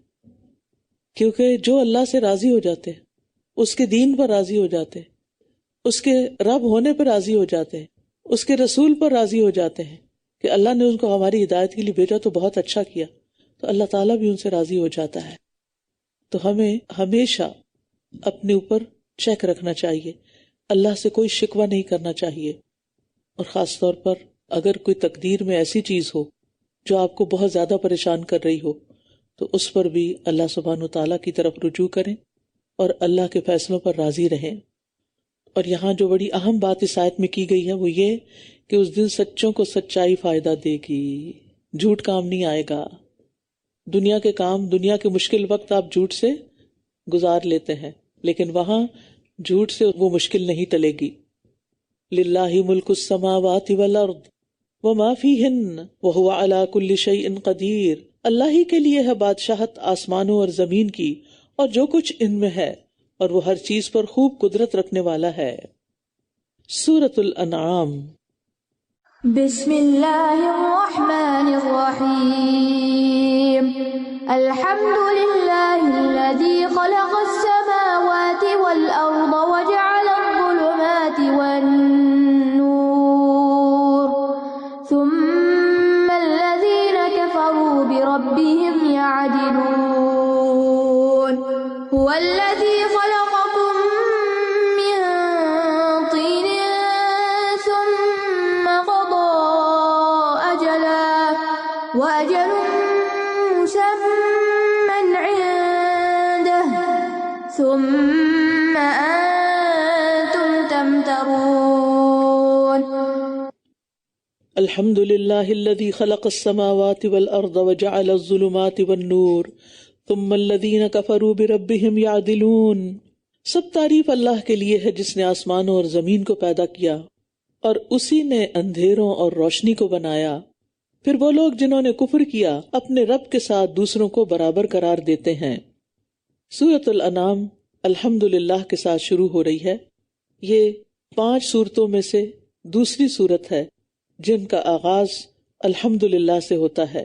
سورۃ الفاتحہ کے علاوہ الکہف، سبا اور فاطر بھی اللہ کی تعریف سے شروع ہوتی ہیں۔ حمد میں محبت اور تعظیم دونوں ہی ملی ہوئی ہوتی ہیں۔ حقیقت یہ ہے کہ ہمیں جو کچھ ملا ہے اللہ ہی کی طرف سے ہے اور اس پر اللہ ہی کی تعریف کرنی چاہیے۔ وہی ہے جس نے تمہیں مٹی سے پیدا کیا، پھر اس نے موت کا ایک وقت مقرر کیا اور قیامت کا وقت مقرر بھی اسی کے پاس ہے، پھر بھی تم شک کرتے ہو۔ انسان کی تخلیق مٹی سے ہوئی۔ حدیث میں آتا ہے اللہ عز و جل نے آدم کو ایک مٹھی مٹی سے پیدا کیا تھا جو اس نے ساری زمین سے اکٹھی کی تھی۔ یہی وجہ ہے کہ بنی آدم زمین ہی کی طرح ہیں، چنانچہ کچھ سفید ہیں، کچھ سرخ ہیں، کچھ سیاہ فام ہیں اور کچھ اس کے درمیان۔ اسی طرح کچھ خبیث ہیں، کچھ عمدہ ہیں، کچھ نرم ہیں، کچھ غمگین اور کچھ ان کے درمیان۔ جیسی مٹی ویسا مزاج۔ اور وہ اللہ ہی معبود برحق ہے، آسمانوں میں اور زمین میں۔ وہ تمہارے پوشیدہ اور ظاہر کو جانتا ہے، اور وہ جانتا ہے جو کچھ تم کماتے ہو۔ یعنی اللہ تعالیٰ سے کچھ بھی پوشیدہ نہیں، لہٰذا ظاہر اور باطن میں اللہ کا بندہ بننا چاہیے اور اس کے منع کردہ کاموں سے بچنا چاہیے۔ دنیاوی اعمال ہوں یا دینی اعمال، سب کو اللہ جانتا ہے، اور ان کے پاس ان کے رب کی نشانیوں میں سے جو نشانی بھی آتی ہے وہ اس سے منہ پھیر لیتے ہیں، ناقدری کرتے ہیں، نشانیوں کی بھی ناقدری کرتے ہیں۔ تو جو آیات کی، نشانیوں کی ناقدری کرتا ہے وہ پھر ہدایت کیسے پا سکتا ہے؟ بس بے شک انہوں نے حق کو جھٹلا دیا جبکہ وہ ان کے پاس آ چکا تھا، تو جلد ہی ان کے پاس اس چیز کی خبریں آ جائیں گی جس کا وہ مذاق اڑاتے رہے ہیں، یعنی عذاب کی۔ کیا انہوں نے دیکھا نہیں کہ ہم نے ان سے پہلے کتنی ہی قوموں کو ہلاک کر دیا جنہیں ہم نے زمین میں ایسا اقتدار دے رکھا تھا جو ہم نے تمہیں نہیں دیا، اور ہم نے ان پر آسمان سے بہت برسنے والا می بھیجا، اور ہم نے نہریں بنائی جو ان کے نیچے بہتی تھیں، پھر ہم نے انہیں ان کے گناہوں کی وجہ سے ہلاک کر دیا، اور ان کے بعد ہم نے دوسری قومیں اٹھائیں۔ یہاں کفار کو تنبیہ کی جا رہی ہے جو نبی صلی اللہ علیہ وسلم کی مخالفت پر تلے ہوئے تھے کہ دیکھ لو پچھلی قوموں کا انجام کیا ہوا جب انہوں نے اپنے پیغمبروں کی بات نہیں مانی۔ ہم دیکھتے ہیں کہ بعض اوقات ہم بھی نافرمانیاں کر رہے ہوتے ہیں لیکن ہماری نعمتوں میں کمی نہیں ہوتی۔ یاد رکھیے یہ استدراج کے طور پر ہوتا ہے کہ اللہ تعالیٰ کسی کو بھی ایک دم نہیں پکڑتا، ڈھیل دیتا رہتا ہے۔ نبی صلی اللہ علیہ وسلم نے فرمایا اگر تم دیکھو کہ اللہ تعالیٰ کسی شخص کو اس کی نافرمانیوں کے باوجود دنیا میں اسے وہ کچھ عطا فرما رہا ہے جو وہ چاہتا ہے، یعنی جو انسان چاہتا ہے، تو یہ استدراج یعنی ڈھیل دینے کے بعد فوراً پکڑ لینا ہے۔ پھر نبی صلی اللہ علیہ وسلم نے یہ آیت تلاوت فرمائی، فَلَمَّا نَسُوا مَا ذُكِّرُوا بِهِ فَتَحْنَا عَلَيْهِمْ أَبْوَابَ كُلِّ شَيْءٍ، کہ جب انہوں نے ان چیزوں کو فراموش کر دیا جن کے ذریعے انہیں نصیحت کی گئی تھی تو ہم نے ان پر ہر چیز کے دروازے کھول دیے، حتیٰ کہ جب وہ خود کو ملنے والی نعمتوں پر اترانے لگے تو ہم نے اچانک انہیں پکڑ لیا اور وہ نا امید ہو کر رہ گئے۔ یعنی نافرمانیوں کے باوجود اگر نعمتیں ملی ہوئی ہیں تو پھر اللہ سے ڈرو، ایسا نہ ہو کہ اچانک پکڑ آ جائے۔ وَلَوْ نَزَّلْنَا عَلَيْكَ كِتَابًا فِي قِرْطَاسٍ، اور اگر ہم آپ پر کاغذ پر لکھی ہوئی ایک کتاب نازل کرتے، پھر وہ اسے اپنے ہاتھوں سے چھو بھی لیتے، ٹچ کر لیتے، تب بھی جن لوگوں نے کفر کیا وہ ضرور کہتے کہ یہ تو کھلا جادو ہے، یعنی پھر بھی یقین نہ کرتے۔ جنہوں نے نہیں ماننا ہوتا وہ نہیں مانتے۔ اور انہوں نے کہا کہ اس پر کوئی فرشتہ کیوں نہیں اتارا گیا، اور اگر ہم کوئی فرشتہ اتار دیتے تو معاملہ کا فیصلہ ہی کر دیا جاتا، پھر وہ مہلت نہ دیے جاتے، اور اگر ہم اس رسول کو ایک فرشتہ بناتے تو ہم اسے لازماً ایک آدمی ہی بناتے، اور ہم ان کو اسی شبے میں ڈال دیتے جس میں یہ اب پڑے ہوئے ہیں۔ یعنی اللہ تعالیٰ کے لیے فرشتوں کو رسول بنا کر بھیجنا کچھ مشکل نہیں ہے۔ یہ اس لیے نہیں اللہ نے انسان کو بھیجا کہ اللہ تعالیٰ کو مشکل تھی کوئی، اس کے لیے ناممکن تھا، لیکن بات یہ ہے کہ فرشتے تو نظر نہیں آتے۔ اگر وہ رسول ہوتے اور ان کو کوئی دیکھ بھی نہ سکتا تو پھر ان کی پیروی کیسے ہوتی؟ تو انسانوں کی شکل دیکھی جاتی ہے۔ اور پھر یہ ہے کہ اگر فرشتے کو رسول بنایا جاتا تو پھر ایک اور اعتراض ہوتا کہ یہ کیسا رسول ہے جسے ہم دیکھ بھی نہیں سکتے۔ اب یعنی دو میں سے ایک چیز ہوتی، یا تو فرشتہ نظر نہ آتا یا نظر آتا تو انسانی شکل میں نظر آتا۔ پھر اگر انسان ہی نظر آنا تو اس نے تو انسانوں میں سے رسول کیوں نہیں؟ اور حکمت کیا ہے کہ انسان انسانوں کے مزاج کو زیادہ سمجھتے ہیں اور ان کے لیے زیادہ بہترین رہنمائی کر سکتے ہیں۔ اور یقیناً آپ سے پہلے کئی رسولوں کا مذاق اڑایا گیا، تو ان میں سے جن لوگوں نے مذاق اڑایا انہیں اسی نے گھیر لیا جس کا وہ مذاق اڑایا کرتے تھے۔ تو یہاں بڑی تسلی دی جا رہی ہے نبی صلی اللہ علیہ وسلم کو، اور ہمیں بھی اس میں تسلی پانی چاہیے کہ اگر ہم دین کے راستے پہ چلیں گے تو مذاق اڑایا جائے گا، لیکن اگر کوئی مذاق اڑائے تو دل شکستہ نہ ہو، پریشان نہ ہو، غمگین نہ ہو، کیونکہ تمام انبیاء کا مذاق اڑایا گیا۔ اور اس وقت انسان کیا یاد رکھے کہ آخرت تو متقین کے لیے ہی ہے، یہ تو چند دن کی بات ہے۔ کہہ دیجئے چلو پھرو زمین میں، پھر دیکھو کیسا ہوا انجام جھٹلانے والوں کا۔ کہہ دیجئے کس کا ہے جو کچھ آسمانوں اور زمین میں ہے، کہہ دیجئے اللہ ہی کا ہے، اس نے اپنی ذات پر رحمت کرنا لازم کر لیا ہے، وہ تمہیں قیامت کے دن ضرور جمع کرے گا جس کے آنے میں کوئی شک نہیں ہے۔ وہ لوگ جنہوں نے اپنے آپ کو خسارے میں ڈالا بس وہ ایمان نہیں لائیں گے۔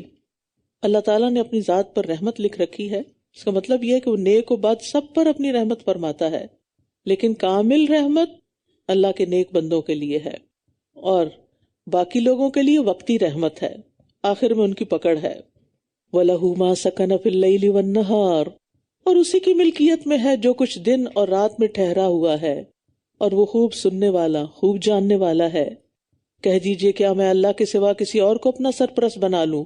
وہ اللہ جو آسمانوں اور زمین کا پیدا کرنے والا ہے، حالانکہ وہی کھلاتا ہے اور وہ کھلایا نہیں جاتا۔ کہہ دیجئے بے شک مجھے حکم دیا گیا ہے کہ میں سب سے پہلا فرما برداری کرنے والا بن جاؤں، اور یہ کہ آپ ہرگز شرک کرنے والوں میں سے نہ ہوں۔ کہہ دیجئے کہ اگر میں نے اپنے رب کی نافرمانی کی تو بے شک میں ایک بڑے دن کے عذاب سے ڈرتا ہوں۔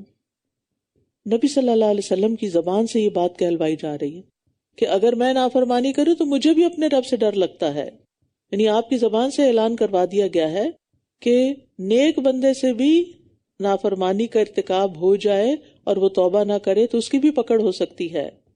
تو کبھی بھی بے فکر ہو کے نہ بیٹھ رہے ہیں کہ ہم بڑے نیک ہیں، ہم نمازیں بھی پڑھتے ہیں، صدقہ خیرات بھی کرتے ہیں، تو کیا ہوا اگر ہم کچھ کام نہ بھی کریں اور کوئی غلط کام بھی کر لیں؟ نہیں، ہمیشہ اللہ سے ڈرتے ہوئے زندگی بسر کرنی چاہیے۔ جس کسی سے اس دن وہ عذاب پھیر دیا گیا تو یقیناً اس نے اس پر رحم کیا، اور یہی واضح کامیابی ہے۔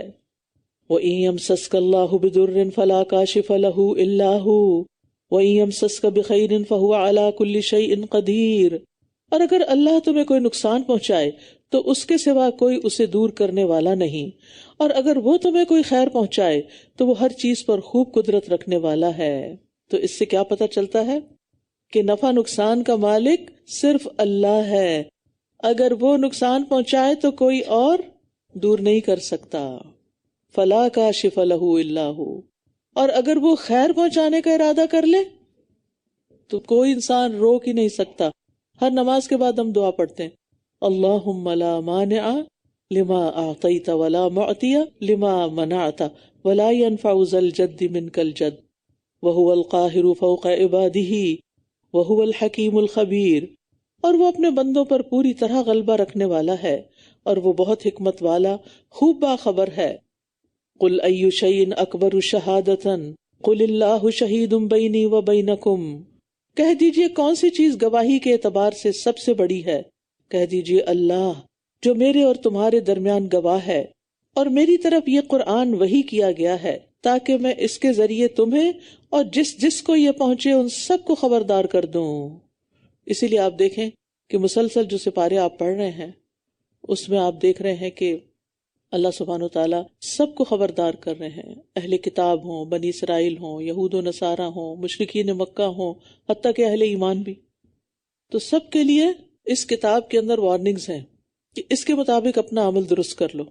یعنی بعض اوقات ہم کوئی سخت بات پڑھتے ہیں تو ہم کہتے ہیں کہ اللہ تعالیٰ نے ایسا کیوں فرمایا، لیکن بات یہ کہ اللہ تعالیٰ نے جو بھی ایسے احکامات دیے ہیں وہ دراصل ہمارے ہی فائدے کے لیے دیے ہیں۔ بعض باتیں صرف اس وقت سمجھ آتی ہیں جب کوئی ڈانٹ کے بات کرے۔ کیا واقعی تم گواہی دیتے ہو کہ بے شک اللہ کے ساتھ کچھ اور معبود بھی ہیں؟ کہہ دیجئے میں گواہی نہیں دیتا۔ کہہ دیجئے بے شک وہ ایک ہی معبود ہے، اور میں بری ذمہ ہوں ان سے جنہیں تم شریک ٹھہراتے ہو۔ وہ لوگ جنہیں ہم نے کتاب دی وہ اسے اس طرح پہچانتے ہیں جیسے وہ اپنے بیٹوں کو پہچانتے ہیں۔ وہ لوگ جنہوں نے اپنے آپ کو خسارے میں ڈالا سو وہ ایمان نہیں لائیں گے۔ اہل کتاب اپنے دلوں میں نبی صلی اللہ علیہ وسلم کی سچائی کو مانتے تھے، انہیں شک نہیں تھا، جیسے کسی کو اپنے بیٹے کو پہچاننے میں کوئی شک نہیں ہوتا، لیکن ضد اور ہٹ درمی کی وجہ سے اقرار نہیں کرتے تھے، کہتے نہیں تھے، انکار کر کے اپنے آپ کو خسارے میں ڈال رہے تھے۔ تو ایسے لوگوں سے ایمان کی امید نہیں رکھی جا سکتی۔ جو شخص ضد میں آ جائے نا، اس سے پھر کسی خیر کی توقع نہ رکھیں۔ اور اس سے بڑا ظالم کون ہے جو اللہ پر جھوٹ گھڑ لے یا اس کی آیات کو جھٹلائے؟ بے شک ظالم لوگ فلاح نہیں پائیں گے۔ اور جس دن ہم ان سب کو اکٹھا کریں گے پھر ہم ان شرک کرنے والوں سے پوچھیں گے کہاں ہے تمہارے وہ شریک جن کے معبود ہونے کا تم دعویٰ کرتے تھے؟ پھر ان کا عذر بس یہی ہوگا کہ یہ کہیں گے قسم اللہ کی جو ہمارا رب ہے، ہم شرک کرنے والے نہ تھے۔ سبحان اللہ، یعنی سب کچھ کر کے اور وہاں جھوٹ بولیں گے۔ سمجھتے ہوں گے جیسے دنیا میں جھوٹ بول کے کام نکال لیتے تھے، یہاں بھی مسئلہ حل ہو جائے گا۔ انظر کیف کذبوا علی انفسہم، دیکھیے کیسے انہوں نے خود اپنے بارے میں جھوٹ بولا، اور ان سے گم ہو گئے وہ سب جو یہ گھڑا کرتے تھے۔ اور ان میں سے کوئی وہ ہے جو آپ کی طرف کان لگاتا ہے، اور ہم نے ان کے دلوں پر پردے ڈال دیے ہیں کہ وہ اسے سمجھ ہی نہ سکیں، اور ان کے کانوں میں بوجھ ہے، اور اگر یہ ہر نشانی دیکھ لیں تب بھی اس پر ایمان نہیں لائیں گے، یہاں تک کہ جب یہ آپ کے پاس آتے ہیں تو آپ سے جھگڑا کرتے ہیں۔ یہ لوگ جنہوں نے کفر کیا کہتے ہیں کہ یہ تو محض پہلوں کی کہانیاں ہیں، اور یہ دوسروں کو بھی اس سے روکتے ہیں اور خود بھی اس سے رکے رہتے ہیں، اور یہ محض اپنے آپ ہی کو ہلاک کر رہے ہیں اور یہ شعور نہیں رکھتے. یعنی یہ لوگ صرف خود ہی قرآن کے بارے میں ڈاؤٹس نہیں رکھتے یا تانو تشنیع نہیں کرتے، بلکہ اوروں کو بھی اس طرف آنے سے روکتے ہیں. اور آپ دیکھیے، افسوس کے ساتھ کہنا پڑتا ہے کہ ہم مسلمانوں کے اندر ایسے لوگ ہیں کہ جو قرآن پڑھنے سے لوگوں کو خاص طور پر ترجمہ پڑھنے سے روکتے ہیں اور خود بھی دور رہتے ہیں. اور اگر آپ وہ وقت دیکھیں جب یہ آگ پر کھڑے کیے جائیں گے تو یہ کہیں گے اے کاش ہم واپس لوٹا دیے جائیں اور ہم اپنے رب کی آیات کو نہ جھٹلائیں اور ہم ایمان لانے والوں میں سے ہو جائیں، بلکہ ان کے لیے وہ سب ظاہر ہو جائے گا جو اس سے پہلے یہ چھپایا کرتے تھے. اور اگر یہ دنیا میں لوٹا بھی دیے جائیں تو یہ ضرور وہی کچھ کریں گے جس سے یہ روکے گئے تھے، اور بلا شبہ یقیناً یہ جھوٹے ہیں. یعنی قیامت کے دن ہر چیز کی حقیقت کھل جائے گی. اس سے پہلے جس کفر اور شرک اور نفاق کو وہ جھوٹی قسمیں کھا کے چھپانے کی کوشش کر رہے تھے، اس کی اصل حقیقت کھل جائے گی. وَقَالُوا إِنْ هِيَ إِلَّا حَيَاتُنَا الدُّنْيَا وَمَا نَحْنُ بِمَبْعُوثِينَ، اور یہ کہتے ہیں کہ ہماری یہ دنیا کی زندگی اصل زندگی ہے اور ہم ہرگز اٹھائے جانے والے نہیں ہیں. یعنی قیامت کا انکار کرتے ہیں، مرنے کے بعد دوبارہ زندہ ہونے کا انکار کرتے ہیں. اور اگر آپ وہ وقت دیکھیں جب یہ اپنے رب کے سامنے کھڑے کیے جائیں گے تو وہ فرمائے گا کیا یہ حق نہیں ہے؟ یہ کہیں گے کیوں نہیں، ہمارے رب کی قسم. وہ فرمائے گا پھر چکھو عذاب اس کفر کی وجہ سے جو تم کیا کرتے تھے.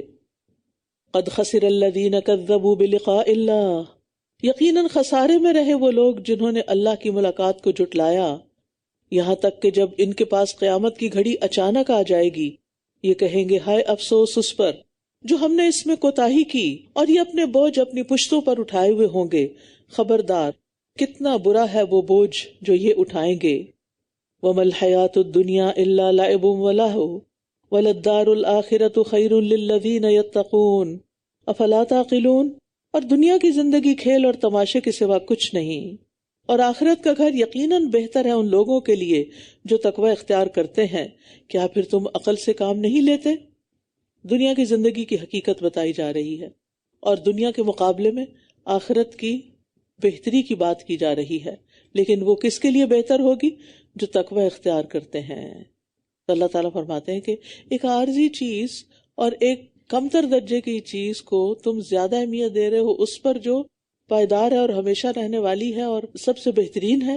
کیا عقل سے کام نہیں لیتے؟ افلا تعقلون. بلا شبہ ہم جانتے ہیں کہ واقعی یہ باتیں آپ کو غمگین کرتی ہیں جو یہ کہتے ہیں، تو در حقیقت یہ آپ کو نہیں جھٹلاتے بلکہ یہ ظالم اللہ کی آیات کا انکار کرتے ہیں. نبی صلی اللہ علیہ وسلم کو یہاں تسلی دی جا رہی ہے کہ جب تک نبوت کا دعویٰ نہیں کیا تھا آپ نے تو آپ کی قوم آپ کو صادق اور امین کہتی تھی. جو ہی آپ نے اپنی نبوت کا اعلان کیا، اللہ کی آیات سنانا شروع کی، تو ان میں سے اکثر آپ کی مخالفت پر کمر بستہ ہو گئے اور نعوذ باللہ آپ کو جھوٹا قرار دینے لگے. تو آپ کو تسلی دی جا رہی ہے کہ آپ فکر نہیں کریں، یہ آپ کے اوپر نہیں آ رہی بات، آپ تو ہماری آیات سناتے ہیں، یہ تو دراصل ہمیں جھوٹا قرار دے رہے ہیں، ہماری آیات کو جھٹلا رہے ہیں.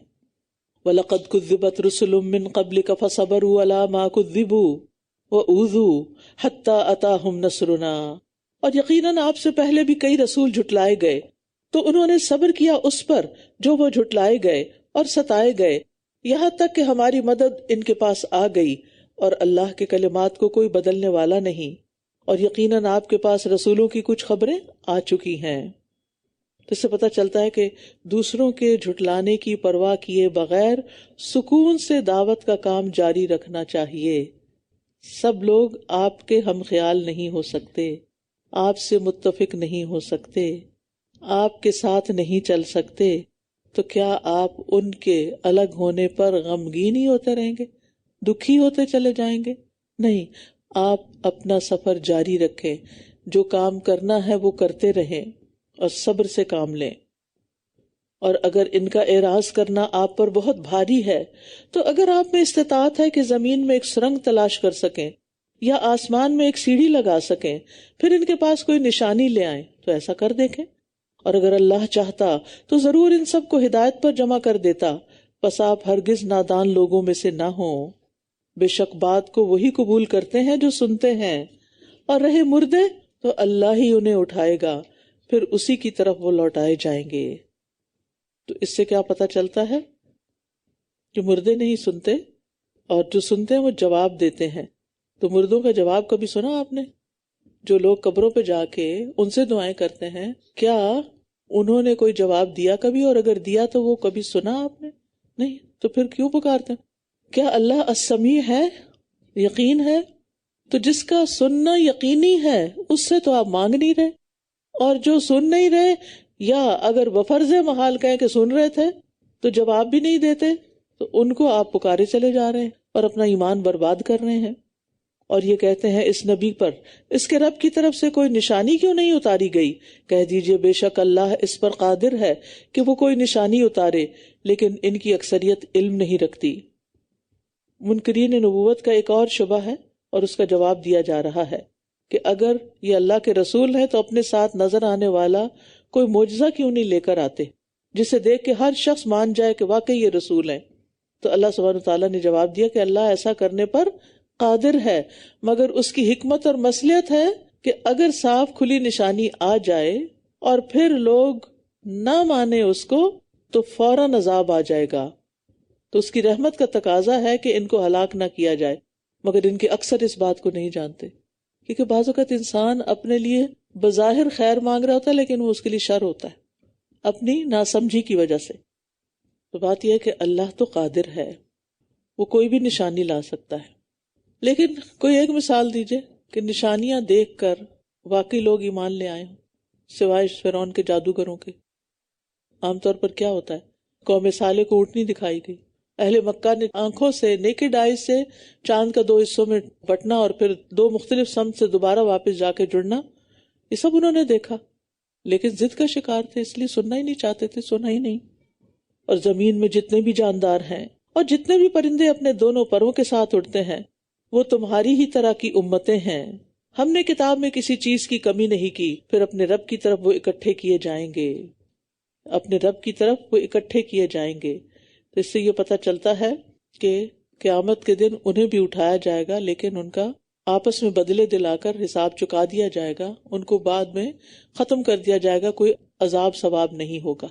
لیکن اگر ایک سینگ والی بکری نے بے سینگ بکری کو ٹکر ماری ہوگی تو اس کا بھی بدلہ دلوایا جائے گا، یعنی جتنی ان کو سینس تھی اس کے مطابق ان کا بھی حساب ہے۔ والذین کذبوا بآیاتنا، اور جن لوگوں نے ہماری آیات کو جھٹلایا وہ بہرے اور گنگے ہیں، اندھیروں میں ہیں، جسے اللہ چاہتا ہے اسے بھٹکا دیتا ہے اور جسے چاہتا ہے اسے سیدھے رستے پر ڈال دیتا ہے۔ کہہ دیجئے کیا تم نے کبھی غور کیا کہ اگر تمہارے پاس اللہ کا عذاب آ جائے یا تم پر قیامت کی گھڑی آ جائے تو کیا اس وقت تم اللہ کے سوا کسی اور کو پکارو گے؟ اگر تم اپنی بات میں سچے ہو تو بتاؤ، مشکل وقت میں کس کو پکارتے تھے اہل مکہ بھی؟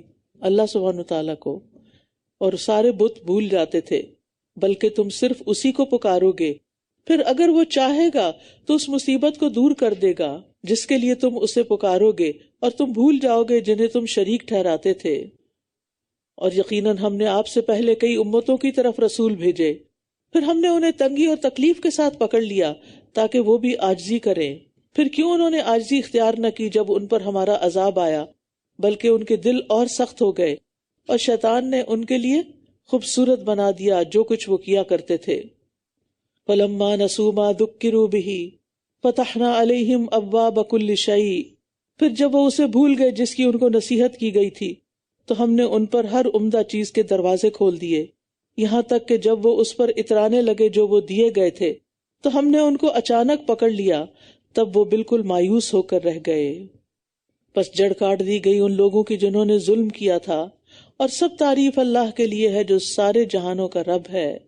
کہہ دیجئے کیا تم نے غور کیا کہ اگر اللہ تمہاری سماعت اور تمہاری نگاہیں لے جائے اور تمہارے دلوں پر مہر لگا دے تو اللہ کے سوا کون سا معبود ہے جو انہیں تمہارے پاس واپس لا دے؟ دیکھیے کیسے ہم آیات کو پھیر پھیر کر لاتے ہیں، پھر بھی یہ اعراض کرتے ہیں۔ کہہ دیجئے کیا غور کیا تم نے اگر اللہ کا عذاب تم پر اچانک یا علانیہ آ جائے تو کیا ظالم قوم کے سوا کوئی اور ہلاک کیا جائے گا؟ اور ہم رسولوں کو صرف خوشخبری دینے والے اور خبردار کرنے والے بنا کر بھیجتے ہیں، پھر جو کوئی ایمان لے آئے اور اصلاح کر لے تو ان پر نہ کوئی خوف ہوگا اور نہ وہ غمگین ہوں گے۔ اور جن لوگوں نے ہماری آیات کو جھٹلایا انہیں عذاب چھو کر رہے گا، اس وجہ سے کہ وہ نافرمانی کرتے تھے۔ کہہ دیجئے میں تم سے یہ نہیں کہتا کہ میرے پاس اللہ کے خزانے ہیں، اور نہ میں غیب جانتا ہوں، اور نہ میں تم سے یہ کہتا ہوں کہ میں کوئی فرشتہ ہوں، میں تو صرف اس چیز کی پیروی کرتا ہوں جو میری طرف وحی کی جاتی ہے۔ کہہ دیجئے کیا نابینا اور دیکھنے والا برابر ہو سکتے ہیں؟ کیا پھر تم غور و فکر نہیں کرتے؟ اہل مکہ نبی صلی اللہ علیہ وسلم سے مطالبہ کر رہے تھے کہ اگر تم اللہ کے رسول ہو تو اللہ تعالیٰ سے مطالبہ کرو کہ ہمیں دنیا کا ساز و سامان اور فراوانی حاصل ہو جائے۔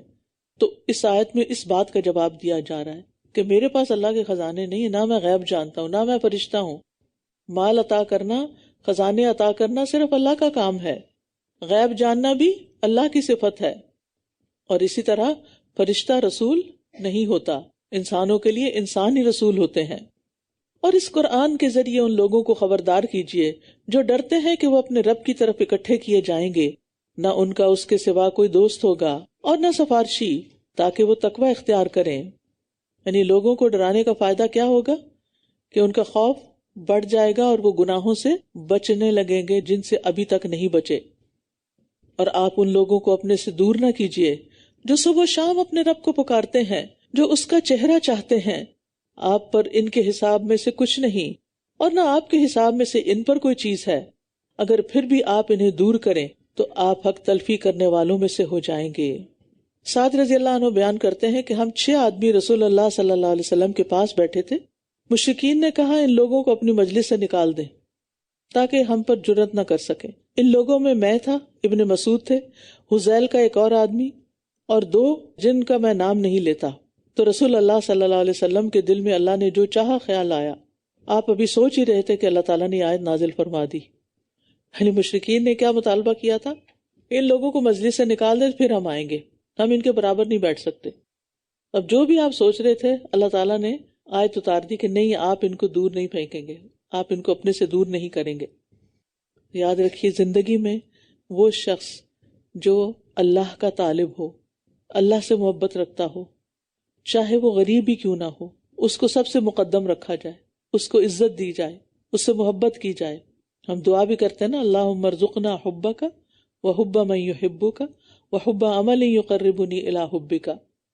اور اسی طرح ہم نے ان کے بعض کو بعض کے ذریعے آزمایا تاکہ وہ کہیں کیا یہی وہ لوگ ہیں جن پر اللہ نے ہمارے درمیان میں سے احسان کیا ہے؟ کیا اللہ شکر کرنے والوں کو بخوبی جاننے والا نہیں؟ اب ہوا یہ کہ یہ کمزور لوگ جو تھے ان کا ایمان لانا سرداروں کے لیے آزمائش بن گیا۔ آپ جانتے ہیں کہ ابتدا میں نبی صلی اللہ علیہ وسلم پر ایمان لانے والوں کی اکثریت کمزور مردوں، عورتوں، لونڈیوں، غلاموں کی تھی۔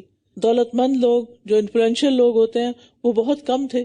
اب دوسرے لوگ آگے نکل گئے، یہ پیچھے رہ گئے، اب یہ ایک اور فتنہ بن گیا ان کے لیے۔ اور ویسے بھی آپ دیکھیں کہ جن کو اللہ نے زیادہ دیا ہوتا ہے نا دنیا میں، عموماً ان کے اندر تکبر آسانی سے آ جاتا ہے۔ جو ٹوٹے دل والا ہو وہ عاجز مسکین ہی رہتا ہے۔ پھر فرمایا اور جب آپ کے پاس وہ لوگ آئیں جو ہماری آیات پر ایمان لاتے ہیں تو کہہ دیجئے سلام ہے تم پر، تمہارے رب نے اپنی ذات پر رحمت لازم کر رکھی ہے۔ بے شک تم میں سے جو کوئی جہالت کی وجہ سے برائی کا ارتکاب کرے پھر وہ اس کے بعد توبہ کر لے اور اصلاح کر لے تو بے شک وہ بہت بخشنے والا نہایت رحم کرنے والا ہے۔ یہاں کمزور اہل ایمان کی عزت افزائی کی گئی ہے، کیونکہ سردار لوگ کیا چاہتے تھے؟ ان کو نبی صلی اللہ علیہ وسلم اپنے سے دور ہٹا دیں۔ تو اللہ تعالیٰ نے ایسے لوگوں کو خوشخبری دی کہ یہ اسلام لانے کے بعد اللہ کے عذاب سے امن میں آ گئے ہیں۔ اب ان کی ان اعمال پر پکڑ نہیں ہوگی جو انہوں نے کفر کی زندگی میں کیے تھے۔ وَكَذَلِكَ نُفَصِّلُ الْآيَاتِ وَلِتَسْتَبِينَ سَبِيلُ الْمُجْرِمِينَ، اور اسی طرح ہم آیات کو کھول کھول کر بیان کرتے ہیں اور تاکہ مجرموں کا راستہ خوب واضح ہو جائے، پتہ چل جائے کہ کون حق پر ہے اور کون بھٹکا ہوا۔ قُلْ إِنِّي نُهِيتُ أَنْ أَعْبُدَ الَّذِينَ تَدْعُونَ مِن دُونِ اللَّهِ، کہہ دیجئے بے شک مجھے اس سے روک دیا گیا ہے کہ میں ان کی عبادت کروں جنہیں تم اللہ کو چھوڑ کر پکارتے ہو۔ کہہ دیجئے میں تمہاری خواہشات کی پیروی نہیں کروں گا، ورنہ تب تو میں بھٹک جاؤں گا اور ہدایت پانے والوں میں سے نہ ہوں گا۔ کہہ دیجئے یقیناً میں اپنے رب کی طرف سے ایک واضح دلیل پر ہوں اور تم نے اسے جھٹلا دیا۔ میرے پاس وہ چیز نہیں ہے جسے تم جلدی طلب کر رہے ہو، حکم تو صرف اللہ ہی کا ہے، وہ حق بیان کرتا ہے اور وہ فیصلہ کرنے والوں میں سب سے بہتر ہے۔ کہہ دیجیے اگر میرے پاس وہ ہوتا جو تم جلدی طلب کر رہے ہو یعنی عذاب، تو میرے اور تمہارے درمیان معاملے کا فیصلہ ضرور ہو چکا ہوتا، اور اللہ ظالموں کو خوب جانتا ہے۔ یعنی کسی قوم پر عذاب اس کے نبی کی مرضی سے نہیں آیا، اللہ کی مرضی سے آیا، یعنی عذاب کا فیصلہ بھی اللہ کے اختیار میں ہے۔ وَعِندَهُ مَفَاتِحُ الْغَيْبِ لَا يَعْلَمُهَا إِلَّا هُ، اور اسی کے پاس غیب کی کنجیاں ہیں جنہیں اس کے سوا کوئی نہیں جانتا۔ وَيَعْلَمُ مَا فِي الْبَرِّ وَالْبَحْرِ، اور وہ جانتا ہے جو کچھ خشکی اور سمندر میں ہے، اور کوئی پتا نہیں گرتا مگر وہ اس کو جانتا ہے، اور نہ کوئی دانہ زمین کے اندھیروں میں، اور نہ کوئی تر چیز، اور نہ کوئی خشک، مگر سب ایک واضح کتاب میں ہے۔ اور وہی ہے جو رات کو نیند میں تمہاری روح قبض کر لیتا ہے، اور وہ جانتا ہے جو تم دن کے وقت کمائی کرتے ہو، پھر وہ تمہیں اس دن میں اٹھا دیتا ہے تاکہ وقت مقرر پورا کیا جائے، پھر اسی کی طرف تمہارا لوٹنا ہے، پھر وہ تمہیں بتائے گا جو کچھ تم کیا کرتے تھے۔ تو یہاں اللہ تعالیٰ کی کمال قدرت کا بیان ہے، وہ کیا کیا کرتا ہے، یتوفاکم باللیل، یعنی رات کو نیند میں تمہاری روح قبض کر لیتا ہے، ثم یبعثکم فیہ، دن کے وقت تمہاری روح لوٹا دیتا ہے۔ تو اس سے پتہ چلتا ہے کہ نیند بھی ایک طرح کی موت ہی ہے۔ اور یہ کیوں ہوتا ہے، لیقضی اجل مسمی، یعنی تم میں سے ہر ایک کے لیے جو رزق اور عمر کی حد مقرر ہے وہ پوری ہو جائے۔ ثم الیہ مرجعکم، پھر واپسی اسی کی طرف ہوگی، اسی کی طرف مرجع ہے۔ تو اس سے اللہ کی کمال قدرت ثابت ہوتی ہے۔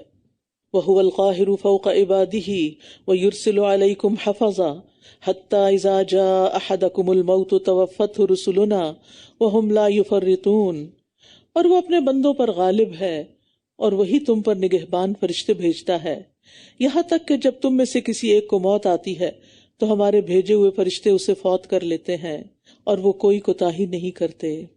کچھ فرشتے تو آتے ہیں نا ہمارے اعمال لکھنے کے لیے، صبح شام ان کی ڈیوٹی چینج ہوتی ہے، جن کو کرامن کاتبین آپ کہتے ہیں، اور پھر کچھ اور فرشتے آتے ہیں، کس لیے آتے ہیں؟ روح نکالنے کے لیے، جان لینے کے لیے، ہیں فرشتے لیکن جان بھی لیتے ہیں۔ ثم ردوا الى الله مولاهم الحق الا له الحكم وهو اسرع الحاسبين، پھر وہ اللہ کی طرف لوٹائے جاتے ہیں جو ان کا حقیقی مولا ہے، خبردار اسی کے لیے فیصلے کا اختیار ہے، اور وہ سب سے زیادہ جلد حساب لینے والا ہے۔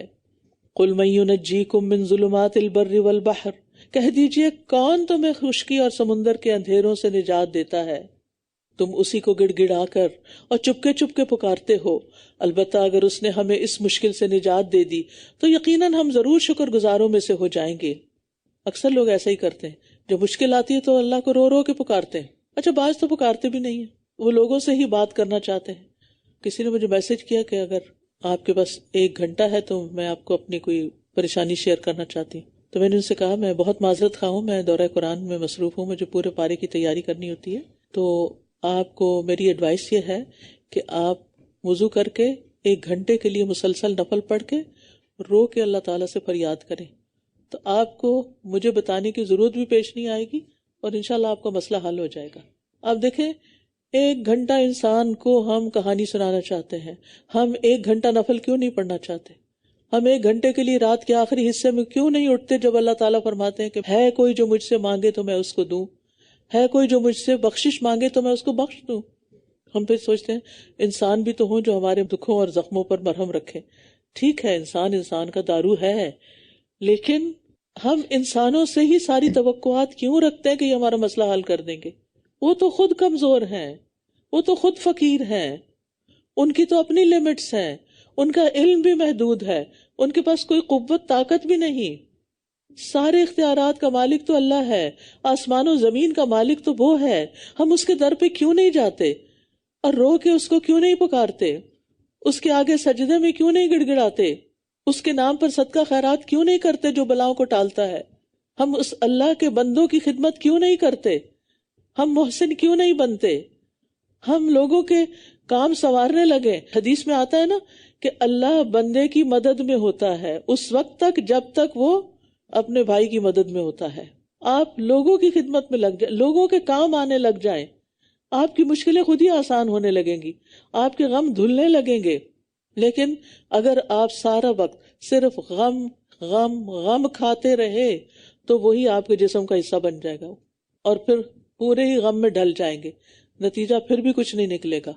وہ آئے نا سورۃ آل عمران، فَأَصَابَكُمْ غَمًّا بِغَمٍّ لِكَيْ لَا تَحْزَنُوا، اس نے تم پر غم بھیجے تاکہ تم غمگین نہ ہو. تو جب مشکلات اپنی حد کو پہنچ جاتی ہیں تو وہیں سے ان کے دور ہونے کا، ختم ہونے کا رستہ نکل آتا ہے. اور ہر کام کے لیے ایک وقت مقرر ہے. قد جعل اللہ لکل شیء قدرا، انتظار جلدی نہیں، کیونکہ ہر مسئلے کو ایک دن حل ہو ہی جانا ہے. اللہ سے اچھی امیدیں رکھیں. اور کسی شاعر نے تو کہا تھا نا، یہ تو مشکلات آتی ہیں تمہیں اونچا اڑانے کے لیے، لیکن میں سمجھتی ہوں کہ مشکلات آتی ہیں ہمیں اللہ سے قریب کرنے کے لیے، اور ہم سمجھ نہیں پاتے. کوئی بھی تکلیف آئے چھوٹی یا بڑی، یہی سوچے کہ گناہ جڑنے لگ گئے ہیں اور اللہ سے قریب ہونے کا سفر شروع ہو گیا ہے. کہہ دیجئے کون تمہیں خشکی اور سمندر کے اندھیروں سے نجات دیتا ہے؟ یعنی رات کو دن میں کون بدلتا ہے؟ اللہ. تو غموں کے اندھیرے کو کون بدل سکتا ہے؟ اللہ. تم اسی کو گڑ گڑا کر اور چپ کے پکارتے ہو. جب جان جانے لگتی ہے نا تو پھر یاد آتا ہے وہ کہ اگر اس نے ہمیں اس مشکل سے نجات دے دی تو ہم ضرور شکر گزاروں میں سے ہو جائیں گے. کہہ دیجئے اللہ ہی تمہیں اس سے بھی اور ہر مصیبت سے نجات دیتا ہے. کتنی خوبصورت آیت ہے. قل اللہ ینجیکم منہا ومن کل کرب ثم انتم تشرکون. پھر بھی تم شرک کا ارتکاب کرتے ہو، پھر تم دوسروں کو کریڈٹ دیتے ہو ان کی وجہ سے، یعنی اس نے میری مشکل آسان کر دی. مشکل تو اصل میں اللہ ہی آسان کرتا ہے. کہہ دیجئے وہ اس پر قادر ہے کہ تم پر تمہارے اوپر سے عذاب بھیجے یا تمہارے پاؤں کے نیچے سے، یا تمہیں وہ گروہوں میں باہم لڑا دے اور تمہارے باز کو باز کی لڑائی کا مزہ چکھا دے. دیکھیے کس طرح ہم آیات کو پھیر پھیر کر بیان کرتے ہیں تاکہ یہ سمجھ جائیں. یہاں اللہ سبحانہ وتعالیٰ کی صفت القادر بیان ہوئی ہے، اور ایک اور جگہ القاہر بیان ہوئی ہے. قاہر کا معنی ہوتا ہے غالب، اور یہ قادر سے زائد صفت ہوتی ہے، یعنی خود قادر ہونے کے ساتھ ساتھ دوسرے کو مراد حاصل کرنے سے روک دینے والا بھی ہے. اللہ تعالیٰ اپنی اس صفت قہاریت کی بنا پر ہی کائنات کو عدم سے وجود میں لایا، پھر وجود کو فنا بھی دیتا ہے، اس پہ خرابی بھی طاری کر دیتا ہے. تو جتنا بھی اس دنیا میں پیدا ہونے اور فنا ہونے کا کام ہو رہا ہے سب اسی کے حکم سے ہو رہا ہے. یہ اللہ تعالیٰ کی قہاریت کا مظہر ہے کہ اصل غالب وہ ہے. اور اوپر سے عذاب سے مراد آسمان سے جیسے بارش کی کثرت، ہواؤں کا چلنا، پتھروں کا برسایا جانا، حکام کی طرف سے ظلم و ستم. جو آپ کے اوپر ہے وہ آپ پر ظلم کرے، چاہے وہ بڑا بھائی ہے یا شوہر ہے یا کوئی اور ہے. او من تحت ارجلکم، پاؤں کے نیچے سے جیسے دنسایا جانا، طوفانی سیلاب جس میں سب کچھ غرق ہو جائے، یا ماتحت غلام، نوکر چاکر وہ بددیانت ہو جائیں، خائن ہو جائیں، ستائیں، کام نہ کر کے دیں. او یلبسکم شیعا، یا تمہارے معاملے کو خلط ملط کر دے، مشتبہ کر دے، کنفیوژن آ جائے جس کی وجہ سے تم گروہوں اور جماعتوں میں بٹ جاؤ. وَيُذِيقَ بَعْضَكُمْ بَأْسَ بَعْضٍ، یا پھر کیا کرے تمہارا ایک دوسرے کو قتل کرنا اور ایک دوسرے کو مزہ چکھانا، اس کی راہ کھل جائے. نبی صلی اللہ علیہ وسلم پر جب یہ آیت اتری تو اس پر آپ نے دعا کی تھی اعوذ بوجہک، اعوذ بوجہک، اور تیسری دفعہ آپ نے فرمایا کہ یہ عذاب ہلکا اور آسان ہے گروہوں میں بٹنے والا. وَكَذَّبَ بِهِ قَوْمُكَ وَهُوَ الْحَقُّ قُلْ لَسْتُ عَلَيْكُمْ بِوَكِيلٍ، اور آپ کی قوم نے اس وعید کو جھٹلا دیا حالانکہ یہ حق ہے. کہہ دیجئے میں تم پر کوئی نگہبان نہیں ہوں، میرا کام تو بس پہنچا دینا ہے. لِكُلِّ نَبَإٍ مُسْتَقَرٌّ وَسَوْفَ تَعْلَمُونَ، ہر خبر کا ایک وقت مقرر ہے اور ان قریب تم جان لو گے، سب کچھ پتہ چل جائے گا. وہ کہتے تھے نا قیامت کیوں نہیں آ جاتی، کب آئے گی؟ اس کا ایک وقت مقرر ہے، وہ تبھی آئے گی. اور جب آپ لوگوں کو دیکھیں کہ وہ ہماری آیات میں بحث کر رہے ہیں تو آپ ان سے اعراض برتیں، یعنی آپ بحث میں نہ پڑیں یہاں تک کہ وہ اس کے علاوہ کسی اور بات میں مشغول ہو جائیں. اور اگر شیطان آپ کو بھلوا دے تو یاد آنے کے بعد آپ ظالم قوم کے ساتھ نہ بیٹھیں. تو یاد رکھیے دین کے معاملے میں بحث مباحثہ نہیں کرنا چاہیے.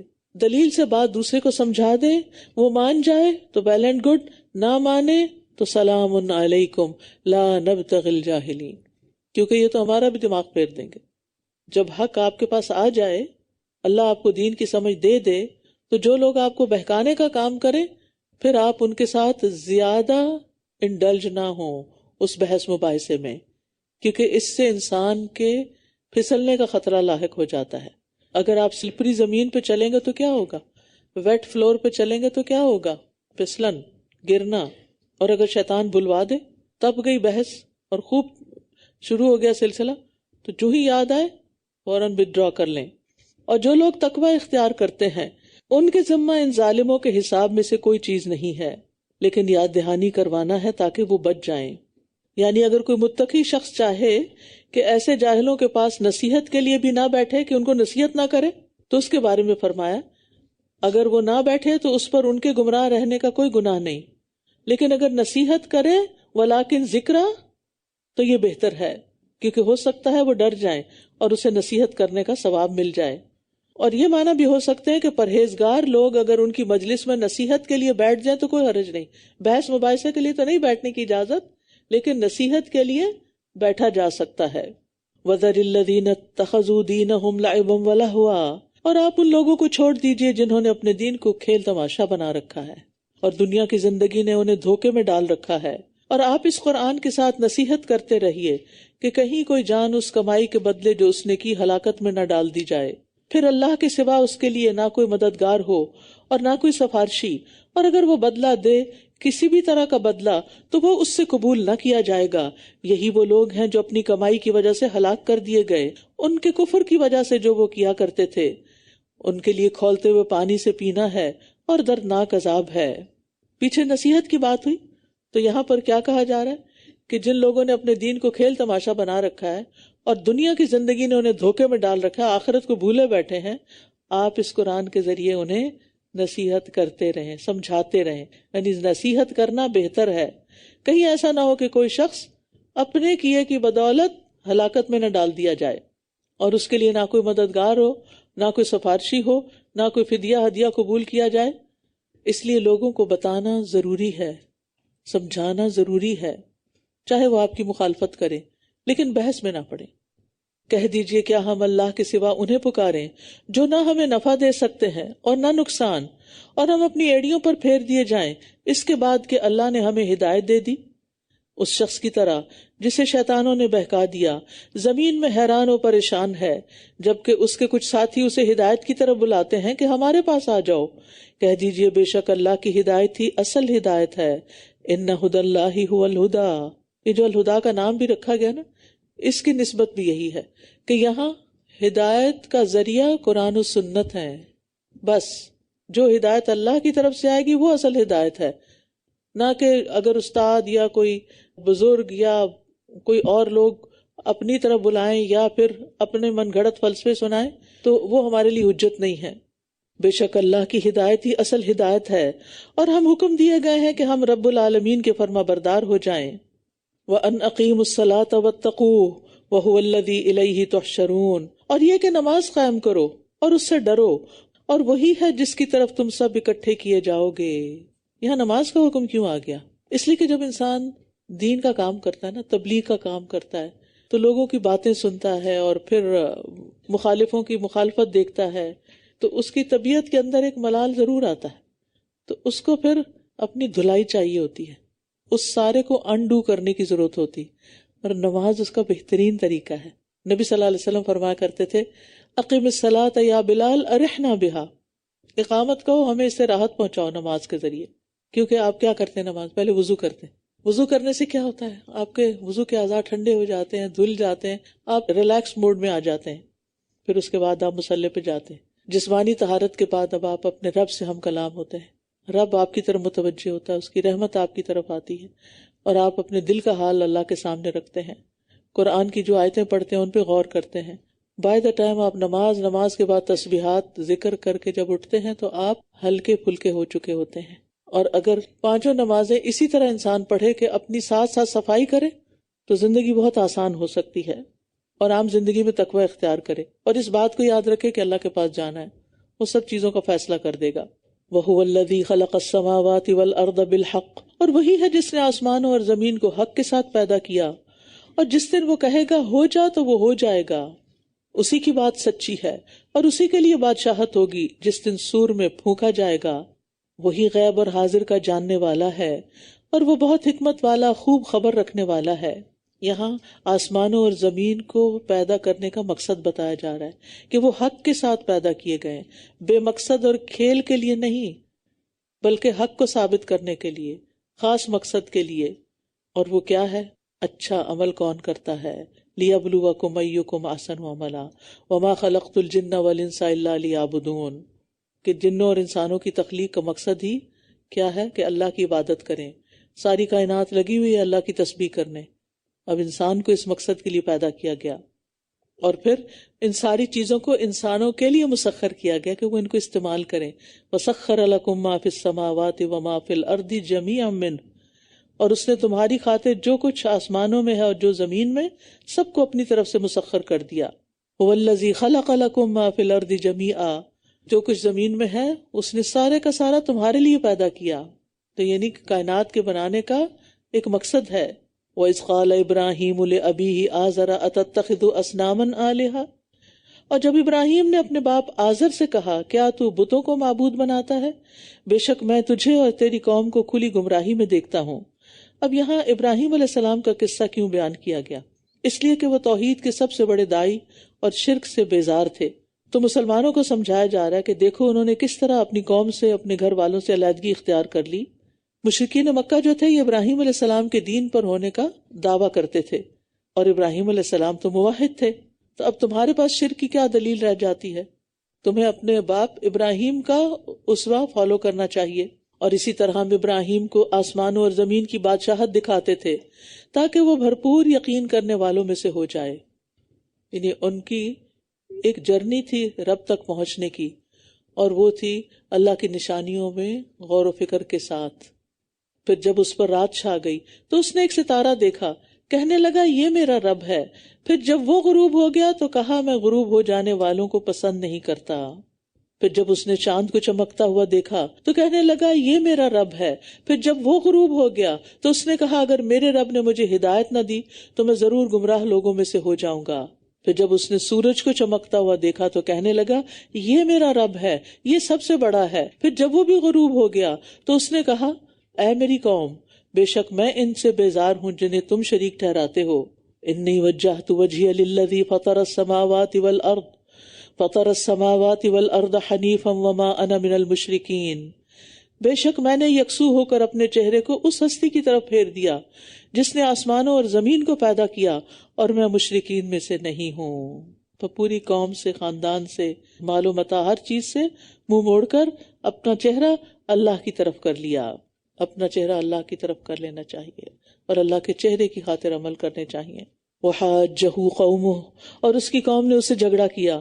اس نے کہا کیا تم مجھ سے اللہ کے بارے میں جھگڑتے ہو، حالانکہ اسی نے مجھے ہدایت بخشی ہے، اور میں ان سے نہیں ڈرتا جنہیں تم اس کے ساتھ شریک ٹھہراتے ہو، کیونکہ وہ بتوں سے ڈراتے ہوں گے کہ تم نے بتوں کو چھوڑ دیا تو تمہاری شامت آ جائے گی، مگر یہ کہ میرا رب کچھ اور چاہے۔ میرے رب نے ہر چیز کا علم سے احاطہ کر رکھا ہے، کیا پھر تم نصیحت نہیں پکڑتے؟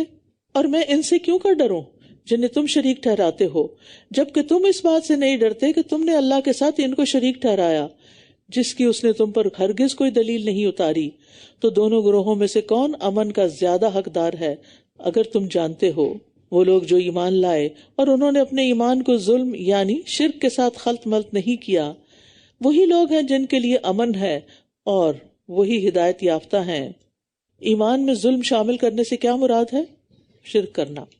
جب یہ آیت اتری نا تو صحابہ کے لیے بڑا مشکل ہو گیا۔ انہوں نے نبی صلی اللہ علیہ وسلم سے عرض کیا ہم میں سے کون ہے جس نے اپنی جان پہ کوئی ظلم نہ کیا ہو، یعنی گناہ نہ کیا ہو؟ تو آپ نے فرمایا جو تم سمجھ رہے ہو وہ بات نہیں، کیا تم نے لقمان کا قول نہیں سنا جو وہ اپنے بیٹے سے کہہ رہے تھے ان الشرک لظلم عظیم، کہ شرک تو ظلم عظیم ہے، بہت بڑا ظلم ہے۔ اللہ تعالیٰ چھوٹے بڑے ظاہری باطنی ہر طرح کے شرک سے محفوظ رکھے۔ وَتِلْكَ حُجَّتُنَا آتَيْنَاهَا إِبْرَاهِيمَ، اور یہ ہماری حجت تھی جو ہم نے ابراہیم کو اس کی قوم کے مقابلے پر دی تھی۔ ہم جس کو چاہتے ہیں درجات میں بلندی عطا کرتے ہیں، بے شک آپ کا رب بہت حکمت والا، بہت علم والا ہے۔ سبحان اللہ، اللہ جس کو چاہے ہدایت دے دے نا، اور اللہ دل دیکھتا ہے نا، اور ہمارا ارادہ اور نیت دیکھتا ہے۔ ہم کیا چاہتے ہیں؟ کیا ہم بھی واقعی ہدایت چاہتے ہیں، ایمان میں اضافہ چاہتے ہیں؟ اگر واقعی چاہتے ہیں تو اللہ تعالیٰ راستے کھول دے گا۔ اس لیے آپ جب دعا کریں نا تو آپ دعا کیا کریں یا معلم ابراہیم علمنی، یا مفہم سلیمان فہمنی، کہ اللہ تو نے ان کو سکھایا سمجھایا، ہمیں بھی سمجھا دے، تو مشکل سے مشکل مرحلے، مشکل سے مشکل مسائل آپ کے لیے آسان ہو جائیں گے۔ وَوَهَبْنَا لَهُ إِسْحَاقَ وَيَعْقُوبَ، اور ہم نے اس کو اسحاق اور یعقوب عطا کیے، ہر ایک کو ہم نے ہدایت بخشی، اور اس سے پہلے نوح کو ہم نے ہدایت بخشی، اور اس کی اولاد میں سے داؤد اور سلیمان اور ایوب اور یوسف اور موسیٰ اور ہارون کو بھی، اور نیکی کرنے والوں کو ہم ایسا ہی بدلہ دیتے ہیں۔ اور زکریا اور یحییٰ اور عیسیٰ اور الیاس کو، یہ سب کے سب نیک لوگوں میں سے تھے، اور اسماعیل اور الیسع اور یونس اور لوط کو بھی، اور ہر ایک کو ہم نے تمام جہان والوں پر فضیلت عطا کی۔ اللہ کا ایک نبی ایک طرف اور پوری دنیا کے لوگ ایک طرف، کتنا بڑا مرتبہ اور فضیلت ہے انبیاء کی۔ بعض لوگ ان کے بارے میں ایسے بات کرتے ہیں جیسے اپنے کسی چھوٹے بھائی کی بات کر رہے ہوں۔ وَمِنْ آبَائِهِمْ وَذُرِّيَّاتِهِمْ وَإِخْوَانِهِمْ وَاجْتَبَيْنَاهُمْ وَهَدَيْنَاهُمْ إِلَى صِرَاطٍ مُسْتَقِيمٍ، اور ان کے آباء و اجداد اور ان کی اولاد اور ان کے بھائیوں میں سے بھی، اور ہم نے ان کو چن لیا اور انہیں سیدھے رستے کی طرف ہدایت بخشی۔ ذَلِكَ هُدَى اللَّهِ يَهْدِي بِهِ مَن يَشَاءُ مِنْ عِبَادِهِ، یہ اللہ کی ہدایت ہے جس کے ذریعے وہ اپنے بندوں میں سے جسے چاہتا ہے ہدایت دیتا ہے۔ اور اگر یہ پیغمبر بھی شرک کرتے تو جو عمل وہ کرتے تھے وہ ضرور ان سے ضائع ہو جاتے۔ یہاں 18 پیغمبروں کا نام لے کر ان کے ساتھ ان کے آباء اور اولاد اور اخوان ان کا ذکر فرمایا کہ اگر بفرض محال نبی یا اس کے رشتہ دار بھی شرک کر بیٹھتے تو ان کا کیا کرایا سب ضائع ہو جاتا، کیونکہ شرک کے ساتھ کوئی بڑے سے بڑا عمل بھی قبول نہیں ہوتا اور چھوٹے سے چھوٹا بھی قبول نہیں ہوتا، کیونکہ اللہ تعالیٰ فرماتے ہیں لَإِنْ أَشْرَكْتَ لَيَحْبَطَنَّ عَمَلُكَ، اگر تم نے شرک کیا تو تمہارا سارا عمل ضائع ہو جائے گا۔ أُولَئِكَ الَّذِينَ آتَيْنَاهُمُ الْكِتَابَ وَالْحُكْمَ وَالنُّبُوَّةَ، یہی وہ لوگ ہیں جنہیں ہم نے کتاب، حکمت اور نبوت عطا کی تھی۔ پھر اگر یہ لوگ اس نبوت کا انکار کرتے ہیں تو یقیناً ہم نے اس کے لیے ایسے لوگوں کو مقرر کر دیا ہے جو اس کا انکار کرنے والے نہیں، یعنی اہل مکہ اگر تم نہیں مانتے، اور بہت سے لوگ آئندہ آئیں گے کہ جو اس کو مانیں گے۔ اولئک الذین ھدی اللہ فبہداہ مقتدہ، یہی وہ لوگ ہیں جنہیں اللہ نے ہدایت دی، پس آپ ان کی ہدایت کی پیروی کیجیے۔ کہہ دیجئے میں تم سے اس پر کسی اجرت کا سوال نہیں کرتا، یہ تو صرف ایک نصیحت ہے تمام جہان والوں کے لیے۔ اور انہوں نے اللہ کی قدر نہ کی جیسے اس کی قدر کا حق تھا۔ جب انہوں نے کہا کہ اللہ نے کسی انسان پر کوئی چیز نازل نہیں کی، کہہ دیجئے اللہ نے وہ کتاب نازل کی جو موسیٰ علیہ السلام لے کر آئے، جو لوگوں کے لیے نور اور ہدایت تھی۔ تم اسے ورق بنا لیتے ہو، اور تم اس کا کچھ حصہ ظاہر کرتے ہو اور بہت کچھ تم چھپا جاتے ہو، اور تم وہ سکھائے گئے ہو جو تم جانتے نہیں تھے، اور نہ تمہارے آباء و اجداد۔ کہہ دیجئے اللہ نے نازل کی، پھر انہیں چھوڑ دیجئے وہ اپنی بحثوں میں کھیلتے رہیں۔ یہاں اللہ سبحانہ تعالیٰ کا ایک شکوہ ہے، اور وہ کیا کہ تم نے اللہ کی ویسے قدر نہیں کی جیسے کہ اس کی قدر کا حق ہے۔ قدر کا معنی ہوتا ہے اندازہ کرنا، کسی چیز کی اصل حقیقت کو جاننا، اس کی معرفت حاصل کرنا۔ مشرکین مکہ جو تھے وہ رسولوں کا انکار کرتے تھے، کتب کے نازل ہونے کا انکار کرتے تے، تو اس سے صاف پتہ چلتا ہے کہ انہیں اللہ کی صحیح معرفت حاصل ہی نہیں، ورنہ وہ ان چیزوں کا انکار نہ کرتے۔ اور یہ ایک کتاب ہے جسے ہم نے نازل کیا، بہت برکت والی ہے، تصدیق کرنے والی ہے اس کی جو اس سے پہلے ہے، اور تاکہ آپ اہل مکہ کو اور جو اس کے ارد گرد ہیں انہیں ڈرائیں، اور جو آخرت پر ایمان رکھتے ہیں وہ اس پر بھی ایمان لاتے ہیں، اور وہ اپنی نمازوں کی حفاظت کرتے ہیں۔ اور اس سے بڑا ظالم کون ہے جو اللہ پر جھوٹ گھڑ لے یا وہ کہے کہ میری طرف وحی کی گئی ہے، حالانکہ اس کی طرف کوئی وحی نہیں کی گئی، اور جو کہے میں ضرور نازل کروں گا اس کی مانے جو اللہ نے نازل کیا۔ اور اگر آپ اس وقت دیکھ سکتے جب یہ ظالم لوگ موت کی سختیوں میں ہوتے ہیں اور فرشتے اپنے ہاتھ پھیلائے ہوئے ہوتے ہیں، کہتے ہیں نکالو اپنی جانیں، آج تم رسوائی کا عذاب دیے جاؤ گے، اس لیے کہ تم اللہ پر ناحق باتیں کہتے تھے اور تم اس کی آیات سے تکبر کرتے تھے۔ تو سب سے بڑا ظالم کون ہے اس آیت کے مطابق؟ کتاب الہی کا انکار کرنے والے، جھوٹی نبوت کا دعویٰ کرنے والے۔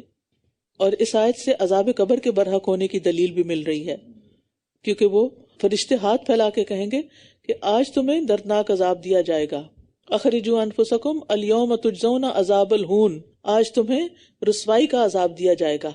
آج کون سا ہے پھر مرنے والے دن؟ قبر میں جانے کا۔ قبر کی زندگی کو برزخی زندگی کہتے ہیں۔ یہ دنیا کی زندگی کے بعد آخرت کی زندگی سے قبل یہ زندگی ہے درمیان کی، یعنی دنیا اور آخرت کے بیچ کی لائف ہے. اس میں انسان موت سے قیامت تک وہیں رہتا ہے جہاں وہ مرنے کے بعد جاتا ہے، چاہے اسے کسی درندے نے کھایا ہو، یا اس کی لاش سمندر کی موجوں کی نظر ہو گئی ہو، یا کسی نے جلا دیا ہو، یا قبر میں دفنا دیا ہو. یہ ایک الگ زندگی ہے، اس کو برزخی زندگی کہتے ہیں. بظاہر موت ہے لیکن حقیقت میں ان کے اوپر وہ سب گزر رہا ہے جو کسی احساس رکھنے والے انسان پہ گزرتا ہے. وَلَقَدْ جِئْتُمُونَا فُرَادَىٰ، اور بلا شبہ تم ہمارے پاس اکیلے ہی آ گئے ہو، جیسے ہم نے تمہیں پہلی بار پیدا کیا تھا، اور جو کچھ ہم نے تمہیں دے رکھا تھا وہ تم اپنے پیچھے ہی چھوڑ آئے ہو، اور ہم تمہارے ساتھ تمہارے ان سفارشیوں کو بھی نہیں دیکھتے جن کے بارے میں تم دعویٰ کرتے تھے کہ وہ تمہارے معاملے میں ہمارے شریک ہیں. یقیناً تمہارے درمیان تعلق منقطع ہو گیا ہے، اور تم سے وہ گم ہو گئے جن کے بارے میں تم زوم رکھتے تھے. ان اللہ فالق الحب والنوى، بے شک اللہ ہی دانے اور گٹھلیاں پھاڑنے والا ہے، وہ زندہ کو مردہ سے اور مردہ کو زندہ سے نکالنے والا ہے. یہ ہے اللہ، پھر کہاں سے تم پھیرے جاتے ہو. بہار آ رہی ہے نا، درختوں کو دوبارہ پنپتے دیکھیں. کچھ درختوں پر چھوٹے چھوٹے پتے بڈز آ چکے ہیں. یہ کون کر رہا ہے؟ اللہ ہی کرتا ہے، ورنہ وہ تو زمین کی مٹی میں کھڑے ہیں. اور یہاں جیسے ونٹر میں سارے درخت ڈیڈ ہو جاتے ہیں تو کس طرح اللہ سبحانہ وتعالیٰ ان کو پھر زندگی دیتا ہے اور وہ ہرے بھرے ہو جاتے ہیں. فالق الاصباح، صبح کا پھاڑنے والا ہے، اور اسی نے رات کو باعث سکون اور سورج اور چاند کو حساب کا ذریعہ بنایا. یہ بہت زبردست، بہت علم والے کا اندازہ ہے. اور وہی ہے جس نے تمہارے لیے ستارے بنائے تاکہ تم ان کے ذریعے خشکی اور سمندر کی تاریکیوں میں راہ پاؤ. یقیناً ہم نے نشانیاں کھول کھول کر بیان کر دی ہیں ان لوگوں کے لیے جو علم رکھتے ہیں. تو ستاروں کی تخلیق کے 3 مقاصد قرآن مجید میں پتہ چلتے ہیں. نمبر 1 کہ ستارے آسمان کی زینت ہیں، خوبصورتی ہیں. نمبر 2 وہ شیاطین کو مار بگانے کا ذریعہ ہیں. اور نمبر 3 راستہ معلوم کرنے کا ذریعہ ہیں. ان 3 مقاصد کے علاوہ ستاروں کا کوئی مقصد نہیں، ہاروسکوپ پڑھنے کا کوئی فائدہ نہیں. برٹن میں ایک ریسرچ ہوئی جس میں انہوں نے ان لوگوں کی پرسنالٹی کا جائزہ لیا جو ہاروسکوپ پڑھتے ہیں. تو انہوں نے کہا کہ یہ کم ذہن کے لوگ ہوتے ہیں، یہ کوئی بڑا کام نہیں کر سکتے، کیونکہ وہ تو اسی میں اٹکے رہتے ہیں. آج کا دن کیسا ہوگا، تمہارے لیے جمعے کا دن ٹھیک نہیں، اور تمہارے ہفتے کے دن ایکسیڈنٹ کا خطرہ ہے. اور قرآن، یعنی لوگوں کے اندر ایک تجسس ضرور ہے، لیکن ہمیں ہمیشہ دیکھنا چاہیے کہ ہم کس چیز کے بارے میں تجسس کر رہے ہیں. جہاں یہ دعا مانگتے ہیں نا ربی زدنی علما، وہاں یہ بھی مانگا کریں اللہم انی اعوذ بک من علم لا ینفع. اللہ اس علم کی ضرورت نہیں مجھے نہیں وہ چاہیے جس کا مجھے کوئی فائدہ نہ ہو. تو یاد رکھیے ستاروں کی تاثیر پر یقین رکھنا کفر ہے، کہ ستاروں کے اثرات ہوتے ہیں. یہ تو بیچارے خود ہیں بیکاری، مارے پھرتے ہیں. یہ تمہاری قسمت کے کہاں سے ذمہ دار آ گئے. اور جو شخص ستاروں سے علم حاصل کر کے لوگوں کو غیب کی خبریں بتاتا ہے وہ جھوٹا ہوتا ہے. نبی صلی اللہ علیہ وسلم نے فرمایا جو شخص کسی کاہن یا نجومی کے پاس جائے اور اس کی باتوں کی تصدیق کرے تو گویا اس نے محمد صلی اللہ علیہ وسلم پر نازل ہونے والی شریعت سے کفر کیا. کیونکہ اس سے بڑی خرابیاں بھی پیدا ہوتی ہیں. آپ نے دیکھا ہوگا کہ کچھ لوگ بس اس وہم کا شکار رہتے ہیں کہ ان پہ جادو ہو گیا، لہٰذا کبھی وہ کسی کے پاس جاتے ہیں کبھی کسی کے پاس.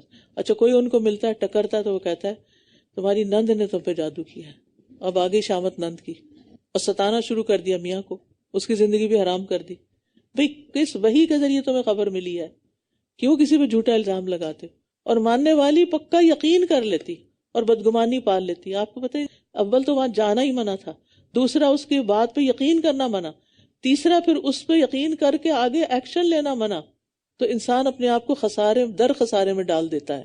اور وہی ہے جس نے تمہیں ایک جان سے پیدا کیا، پھر ایک رہنے کی جگہ ہے اور ایک سونپے جانے کی. یقیناً ہم نے نشانیاں کھول کر بیان کر دی ہیں ان لوگوں کے لیے جو سمجھتے ہیں. شاہ عبد القادر لکھتے ہیں کہ اول ماں کے پیٹ میں انسان سپرد ہوتا ہے تاکہ آہستہ آہستہ دنیا میں رہنے کی صلاحیت حاصل کر لے، پھر دنیا میں آ کے ٹھہرتا ہے، پھر سپرد ہوگا قبر میں تاکہ آہستہ آہستہ آخرت کا اثر قبول کر سکے، پھر جا ٹھہرے گا جنت یا دوزخ میں. یاد رکھیے قبر کا عذاب آخرت کے مقابلے میں بہت ہلکا ہے، اسی لیے وہ جب اٹھیں گے تو کہیں گے کس نے ہمیں ہماری خوابگاہوں سے اٹھا دیا. وہ آخرت کا ہولناک منظر دیکھیں گے تو قبر کی زندگی ان کو آرام کی جگہ لگے گی. اور وہی ہے جس نے آسمان سے پانی اتارا، پھر ہم نے اس کے ذریعے ہر چیز کی پیداوار نکالی، پھر ہم نے اس سے سرسبز نباتات کو نکالا جن سے ہم تہ بتہ دانے نکالتے ہیں، اور کھجور کے شگوفوں سے جھکے ہوئے خوشے نکالے، اور انگوروں کے باغات اور زیتون اور انار، ایک دوسرے سے ملتے جلتے بھی اور مختلف بھی۔ دیکھو اس کے پھل کی طرف جب وہ پھل لائے، اور اس کے پکنے کی طرف۔ یقیناً اس میں بڑی نشانیاں ہیں ان لوگوں کے لیے جو ایمان رکھتے ہیں۔ اور انہوں نے اللہ کے لیے جنوں کو شریک بنا دیا، حالانکہ اسی نے انہیں پیدا کیا، یعنی اللہ نے، اور انہوں نے اس کے لیے بغیر علم کے بیٹے اور بیٹیاں گھڑ لیں۔ پاک ہے وہ اور بلند تر ہے اس سے جو وصف وہ بیان کرتے ہیں۔ وہی آسمانوں اور زمین کا ایجاد کرنے والا ہے، اس کے لیے کوئی اولاد کہاں سے ہو سکتی ہے، کیوں کر ہو سکتی ہے، کیسے ہو سکتی ہے، جبکہ اس کی کوئی بیوی ہی نہیں۔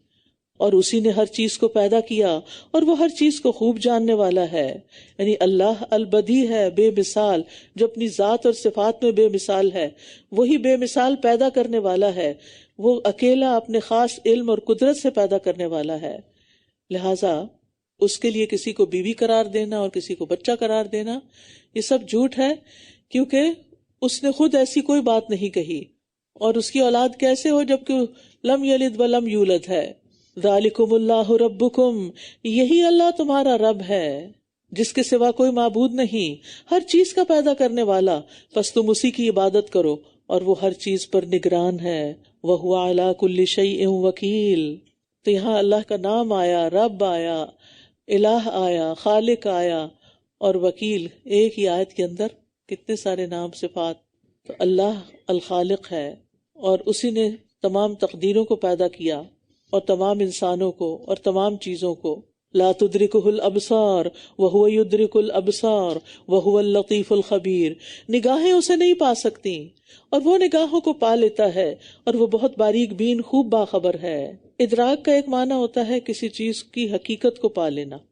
ادراک کا معنی اگر آنکھوں سے دیکھنا ہو تو اس کے بارے میں تو حضرت عائشہ فرماتی ہیں جو تمہیں یہ کہے کہ محمد صلی اللہ علیہ وسلم نے اپنے رب کو دیکھا تو اس نے یقیناً جھوٹ کہا، کیونکہ کوئی رب کو دیکھ نہیں سکتا۔ انہوں نے پھر یہی آیت پڑھی۔